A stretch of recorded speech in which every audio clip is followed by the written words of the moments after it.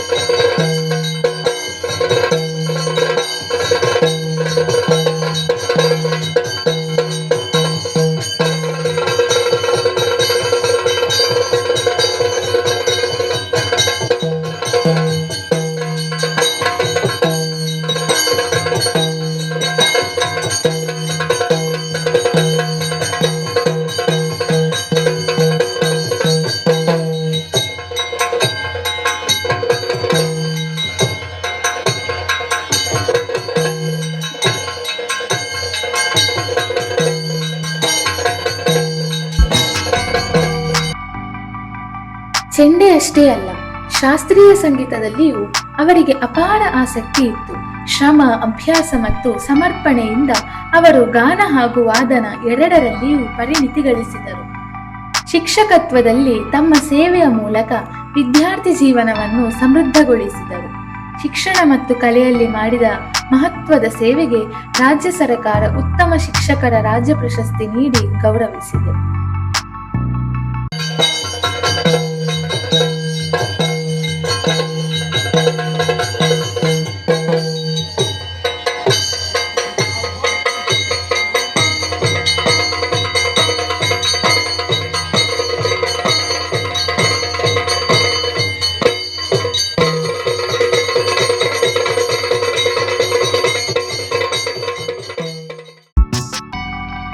ವೈಯಕ್ತಿಕ ಬದುಕಿನಲ್ಲಿ ಅವರ ಪತ್ನಿ ಅರುಣಾ ಕಾಮತ್ ಸದಾ ಅವರ ಕಲಾ ಪ್ರಯಾಣದ ಸಾಥಿಯಾಗಿ ನಿಂತಿದ್ದಾರೆ.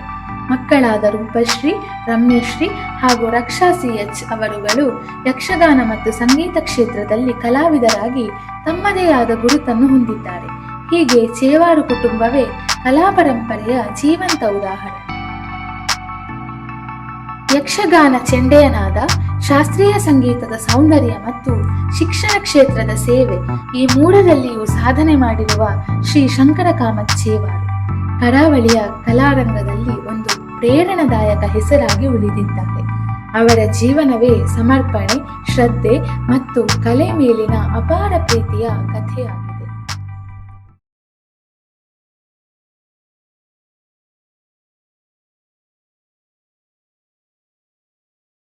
ಆತ್ಮೀಯ ಕಲಾಭಿಮಾನಿಗಳೇ, ಇಂದು ನಮ್ಮ ಜೊತೆ ಯಕ್ಷ ಸಂವಾದ ಮಾಡಲಿರುವವರು ಯಕ್ಷಗಾನ ಕ್ಷೇತ್ರದಲ್ಲಿ ಬಹಳಷ್ಟು ಸಾಧನೆಯನ್ನು ಗೇದ ವ್ಯಕ್ತಿ ಮಾತ್ರವಲ್ಲದೆ ಶಿಕ್ಷಕನಾಗಿಯೂ, ಸಂಗೀತಗಾರನಾಗಿಯೂ, ಕೃಷಿಕನಾಗಿಯೂ ಸಾಧನೆಯ ದಾರಿಯಲ್ಲಿ ಸಾಗಿ ಬಂದಿರುವಂತಹ ಶ್ರೀಯುತ ಶಂಕರ್ ಕಾಮತ್ ಚೇವಾರು ಇವರು. ಶಂಕರ್ ಕಾಮತ್ ಅವರೇ, ನಿಮಗೆ ಯಕ್ಷ ಸಂವಾದ ಕಾರ್ಯಕ್ರಮಕ್ಕೆ ತುಂಬ ಹೃದಯವಾದಂತಹ ಸ್ವಾಗತಗಳು. ನಮಸ್ತೆ ಸರ್. ನೀವು ಮಧುರವಾಗಿ ಗಾಯನವನ್ನು ಹಾಡುತ್ತೀರಿ ಅಂತ ಕೇಳಿದ್ದೇವೆ. ಹಾಗಾಗಿ ನಮ್ಮ ಈ ಕಾರ್ಯಕ್ರಮವನ್ನು ಪ್ರಾರಂಭಿಸುವುದರ ಮುಂಚೆ ನಿಮ್ಮ ಕಂಠದಿಂದ ದೇವರ ಸ್ತುತಿಯನ್ನು ಪ್ರಾರಂಭಿಸೋಣ. ಸರಿ, ಮೊದಲಿಗೆ ಯಕ್ಷಲೋಕ ವೈಭವ ಇದರ ಸದಸ್ಯರಾದ ನಿಮಗೆಲ್ಲರಿಗೂ, ನಮ್ಮ ಮನೆಗೆ ಆಗಮಿಸಿದಂತಹ ನಿಮಗೆಲ್ಲರಿಗೂ ಸಸ್ನೇಹ ವಂದನೆಗಳು. ಧನ್ಯವಾದಗಳು ಸರ್. ಈಗ ಒಂದು ಸ್ತುತಿ.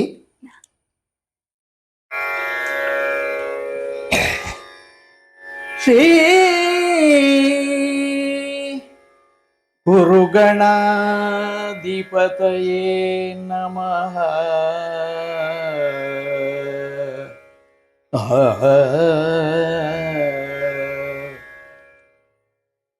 ಶರಣು ಸಿದ್ಧಿ ವಿನಾಯಕ, ಶರಣು ವಿದ್ಯ ಪ್ರದಾಯಕ, ಶರಣು ಸಿದ್ಧಿ ವಿನಾಯಕ, ಶರಣು ವಿದ್ಯ ಪ್ರದಾಯಕ, ಶರಣು ಪಾರ್ವತಿ ತನಯ ಮೂರುತಿ, ಶರಣು ಮೂಷಿಕ ವಾಹನ, ಶರಣು ಪಾರ್ವತಿ ತನಯ ಮೂರುತಿ, ಶರಣು ಮೂಷಿಕ ವಾಹನ, ಶರಣು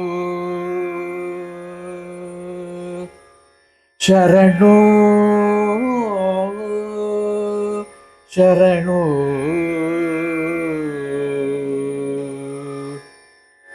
ಕುಕ್ಷಿಮಃ ಲಂಬೋದರನೆ, ಇಕ್ಷು ಚಾಪನ ಗೆಲ್ಲಿದನೆ, ಕುಕ್ಷಿಮಃ ಲಂಬೋದರನೆ, ಇಕ್ಷು ಚಾಪನ ಗೆಲ್ಲಿದನೆ, ಪಕ್ಷಿವಾಹನನಾದ ಪುರಂದರ ವಿಠಲನ ನಿಜದಾಸನೆ, ಪಕ್ಷಿವಾಹನನಾದ ಪುರಂದರ ವಿಠಲನ ನಿಜದಾಸನೆ, ಶರಣು ಸಿದ್ಧಿ ವಿನಾಯಕ, ಶರಣು ವಿದ್ಯ ಪ್ರದಾಯಕ, ಶರಣು ಶರಣು.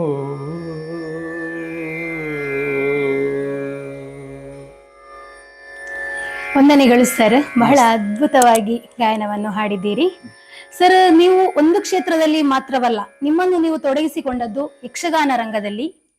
ಹೌದು, ಪ್ರಥಮವಾಗಿ ಅದೇ ರೀತಿಯಾಗಿ ಅಧ್ಯಾಪಕನಾಗಿ, ಅದೇ ರೀತಿ ಕೃಷಿಕನಾಗಿ ನೀವು ತೊಡಗಿಸಿಕೊಂಡಿದ್ದೀರಿ. ಈ ಬೇರೆ ಬೇರೆ ಕ್ಷೇತ್ರದಲ್ಲಿ ನೀವು ನಿಮ್ಮನ್ನು ತೊಡಗಿಸಿಕೊಳ್ಳಿಕ್ಕೆ, ಅದಲ್ಲದೆ ತೊಡಗಿಸಿಕೊಂಡು ಸಾಧನೆಯನ್ನು ಕೂಡ ಮಾಡಿದ್ದೀರಿ. ಈ ಜೀವನ ಹೇಗೆ ಸರ್? ಅದಂದ್ರೆ ನನ್ನ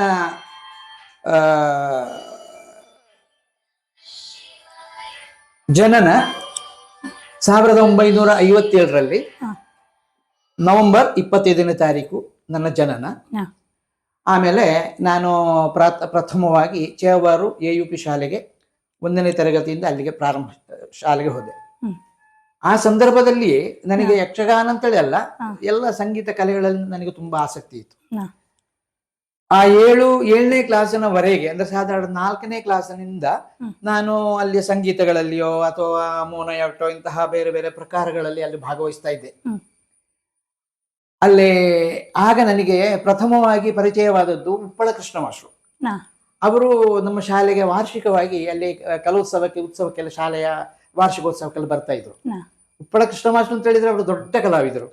ಅವರನ್ನು ನೋಡುವುದೇ ನಮಗೊಂದು ಚಂದ. ಯಕ್ಷಗಾನ ಕಲಾವಿದರು, ಅಲ್ಲಿಯ ಮಾಸ್ಟರು, ರಾಜ್ಯ ಪ್ರಶಸ್ತಿ ವಿಜೇತ ಅಧ್ಯಾಪಕರವರು. ಹಾಗೆ ಅವರು ಡ್ಯಾನ್ಸ್ ಎಲ್ಲ ಕಲಿಸ್ತಾ ಇದ್ರು, ಯಕ್ಷಗಾನದ ವೇಷ ಎಲ್ಲ ಹಾಕ್ತಾ ಇದ್ರು. ಬಹಳ ಒಂದು ಮೇರು ಕಲಾವಿದರಾಗಿದ್ರು. ಅವರು ಶಾಲೆಗೆ ಬರುವಂತಹ ಸಂದರ್ಭದಲ್ಲಿ ಒಂದು ವಾರ ಮೊದಲೇ ನಮಗೊಂದು ಬಹಳ ಖುಷಿ, ಮಾಸ್ಟರ್ ಬರ್ತಾರೆ ಅಂತ ಹೇಳಿ. ಹಾಗೆ ಅವರು ಬಂದು ಕ್ಲಾಸ್ ಎಲ್ಲ ಮಾಡ್ತಾ ಇರುವಾಗ ಅಲ್ಲಿ ಡ್ಯಾನ್ಸ್ ಕ್ಲಾಸಿಗೆ ಪದ್ಯ ಹೇಳಲಿಕ್ಕೆ ನನ್ನನ್ನು ಸೆಲೆಕ್ಟ್ ಮಾಡಿದ್ರು. ಹಾಗೆ ಅಲ್ಲಿಂದ ಪ್ರಾರಂಭವಾಗಿ ಮತ್ತೆ 7ನೇ ಕ್ಲಾಸಿನವರೆಗೆ, ಆಮೇಲೆ ಬೇರೆ ಶಾಲೆಗಳಲ್ಲಿಯೂ ಕೂಡ ಎಲ್ಲ ಡ್ಯಾನ್ಸ್ಗಳಿಗೆ ಎಲ್ಲ ನಾನೇ ಪದ್ಯ ಹೇಳ್ತಾ ಇರುವಂತದ್ದು. ಹಾಗೆ ನನಗೆ ಸಣ್ಣದಿರುವಾಗಲೇ ಸಂಗೀತದಲ್ಲಿ ಆಸಕ್ತಿ ಮೂಡಿತು.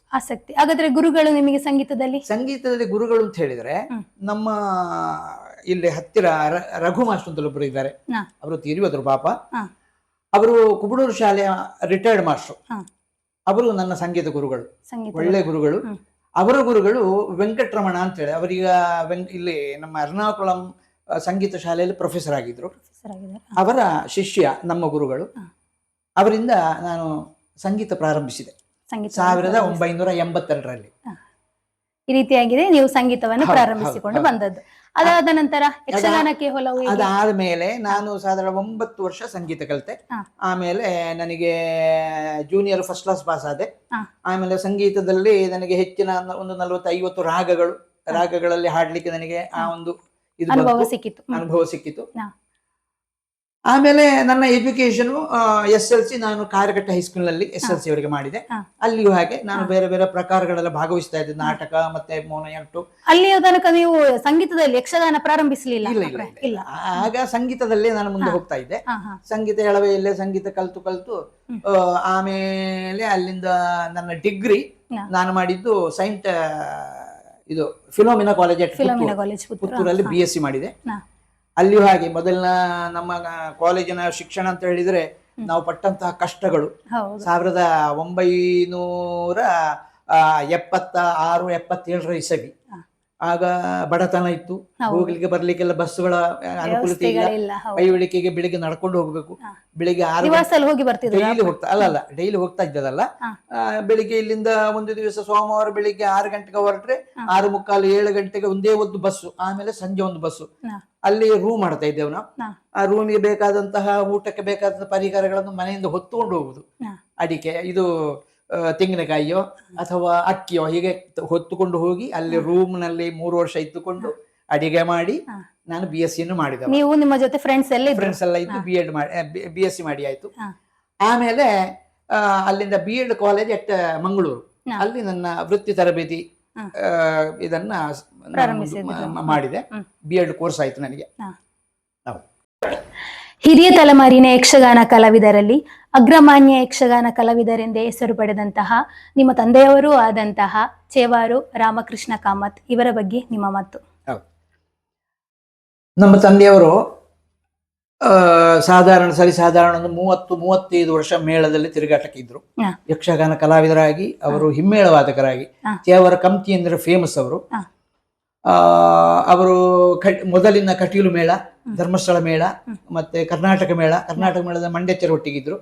ಆಮೇಲೆ ಸುರತ್ಕಲ್ಲು ಮತ್ತೆ ಕದ್ರಿ, ಇಂತಹ ಪ್ರಚಂಡ ಮೇಳಗಳಲ್ಲಿ ಅವರು ಯಕ್ಷಗಾನದ ಹಿಮ್ಮೇಳವಾದಕ ಚಂಡವಾದಕರಾಗಿದ್ರು. ಸಾಧಾರಣ 30-35 ವರ್ಷ ತಿರುಗಾಟ ಆಗಿದೆ ಅವರಿಗೆ. ಹಾಗೆ ನಾನು ಈ ಶಾಲೆಗೆ ಹೋಗ್ತಾ ಇರುವಾಗ ಅವರು ಮೇಳಕ್ಕೆ ಹೋಗುದು ಬರುವುದು ಹೀಗೆಲ್ಲ ಇತ್ತು. ನೋಡ್ತಿದ್ರಿ? ಹೌದು. ಹಾಗೆ ನನಗೆ ಅವರ ಇದರಿಂದಾಗಿ ಅವರ ಇದರಲ್ಲಿ ಉತ್ತೇಜನ ಆಗಿ ಯಕ್ಷಗಾನದಲ್ಲಿ ಸ್ವಲ್ಪ ಇಂಟ್ರೆಸ್ಟ್ ಹತ್ತಿರ ಬಂತು. ಹಾಗೆ ನನಗೆ ನಿಜವಾದ ಗುರು ನಮ್ಮ ತಂದೆಯವರಿಂದಲೇ ನನಗೆ ಯಕ್ಷಗಾನ ಬಂದದ್ದು ಅಂತ ಹೇಳ್ಬೋದು. ಮತ್ತೆ ಕೆಲವರಿಗೆ ಹೇಗಂತ ಹೇಳಿದ್ರೆ ಗುರುಗಳನ್ನು ಆಶ್ರಯಿಸಿಕೊಂಡು ವಿದ್ಯಾರ್ಥಿಗಳು ಹೋಗ್ಬೇಕಾಗ್ತದೆ. ಅಲ್ಲಿ ಹೋಗಿ ಅವರ ಒಟ್ಟಿಗೆ ಇದ್ದುಕೊಂಡು ಬಾರಿಸಿಕೊಂಡಲ್ಲಿ ಇರ್ಬೇಕಾಗ್ತದೆ. ಆದರೆ ನನಗೆ ಆ ಪ್ರಸಂಗ ಬರ್ಲಿಲ್ಲ. ಯಾಕಂತ ಹೇಳಿದ್ರೆ ನಮ್ದೊಂದು ಹೆರಿಡಿಟರಿ ಆದ ಕಾರಣ ಅವರು ಆಟೋಮೆಟಿಕಲಿ ನನಗೆ ಚೆಂಡೆಯಲ್ಲಿ ಉರುಳಿಗೆ ಅದೆಲ್ಲ ಆಟೋಮೆಟಿಕಲಿ ಬಂತು. ನಾನು ಕಲ್ತದಾಗಿಲ್ಲ. ಆದ್ರೆ ನನ್ನ ಗುರುಗಳು ತಂದೆಯವರೇ. ಅವರ ಒಟ್ಟಿಗೆ ಮತ್ತೊಬ್ರು ನಮ್ಮ ಚಿಕ್ಕಪ್ಪ ಒಬ್ರು ಇದ್ರು, ಅವರು ಜನಾರ್ದನ ಕಾಮತ್ ಅಂತ ಹೇಳಿ, ಅವರು ಕೂಡ ಒಳ್ಳೆಯ ಚಂಡವಾದಕರು. ಅವರ ಗುರುಗಳು ದಿವಂಗತ ಶ್ರೀ ರಾಮ ಭಟ್ರು, ಕುದುರೆಕೊಳ್ಳ ರಾಮ್ ಭಟ್ ಅಂತೇಳಿ. ಅವರೀಗ ಹಳೆ ರಾಮ್ ಭಟ್ರು. ಇವರ ರಾಮ್ ಭಟ್ರ ತಂದೆಯವರು. ತಂದೆಯವರು. ಅವರ ಎರಡು ಶಿಷ್ಯಂದಿರಲ್ಲಿ ಚಕ್ಕುಲಿ ಗೋಪಾಲಕೃಷ್ಣ ಭಟ್ ಮತ್ತು ನಮ್ಮ ತಂದೆಯವರು ಎರಡು ಶಿಷ್ಯಂದರು. ಅವರಲ್ಲಿ ನಮ್ಮ ತಂದೆಯವರು ಅವರ ಶಿಷ್ಯರಾಗಿ ಹಾಗೆ ಅವರು ಇದು ಮಾಡ್ತಾ ಇರುವಾಗ ನನಗೆ ಹಾಗೆ ಚಂಡೆಯಲ್ಲಿ ಆಸಕ್ತಿ ಬಂತು. ಹಾಗೆ ನಾನು ಅದರಿಂದ ಮತ್ತೆ ಮುಂದೆ ಹೋದೆ. ಚೆಂಡೆಯಲ್ಲಿ ಮಾತ್ರ, ಬೇರೆ ಯಾವುದು ಕೂಡ ನೀವು? ಚಂಡೆಯಲ್ಲಿ ಅಲ್ಲ, ಚಂಡೆ ಅಂದ್ರೆ ನನಗೆ ಆಟೋಮೆಟಿಕಲಿ ಅದರ ಒಟ್ಟಿಗೆ ಮೊದಲೇ ಕೂಡ ಬಂತು.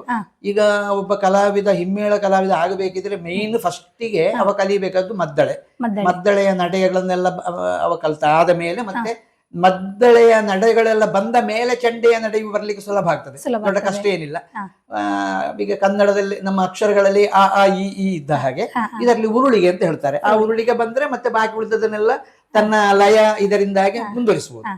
ಹಾಗೆ ಅದೇ ರೀತಿಯಾಗಿ ಹಾಗಾದ್ರೆ ನೀವು ಭಾಗವತಿಗೆ ಮಾಡಿದ್ದೀರಾ? ಭಾಗವತಿಗೆ ಕೂಡ ಮಾಡಿದ್ದೇನೆ. ಅದು ಭಾಗವತಿಗೆ ಮಾಡ್ಲಿಕ್ಕೂ ಕೂಡ ನನಗೆ ಪ್ರೋತ್ಸಾಹ ಕೊಟ್ಟದ್ದು ಸಂಗೀತ.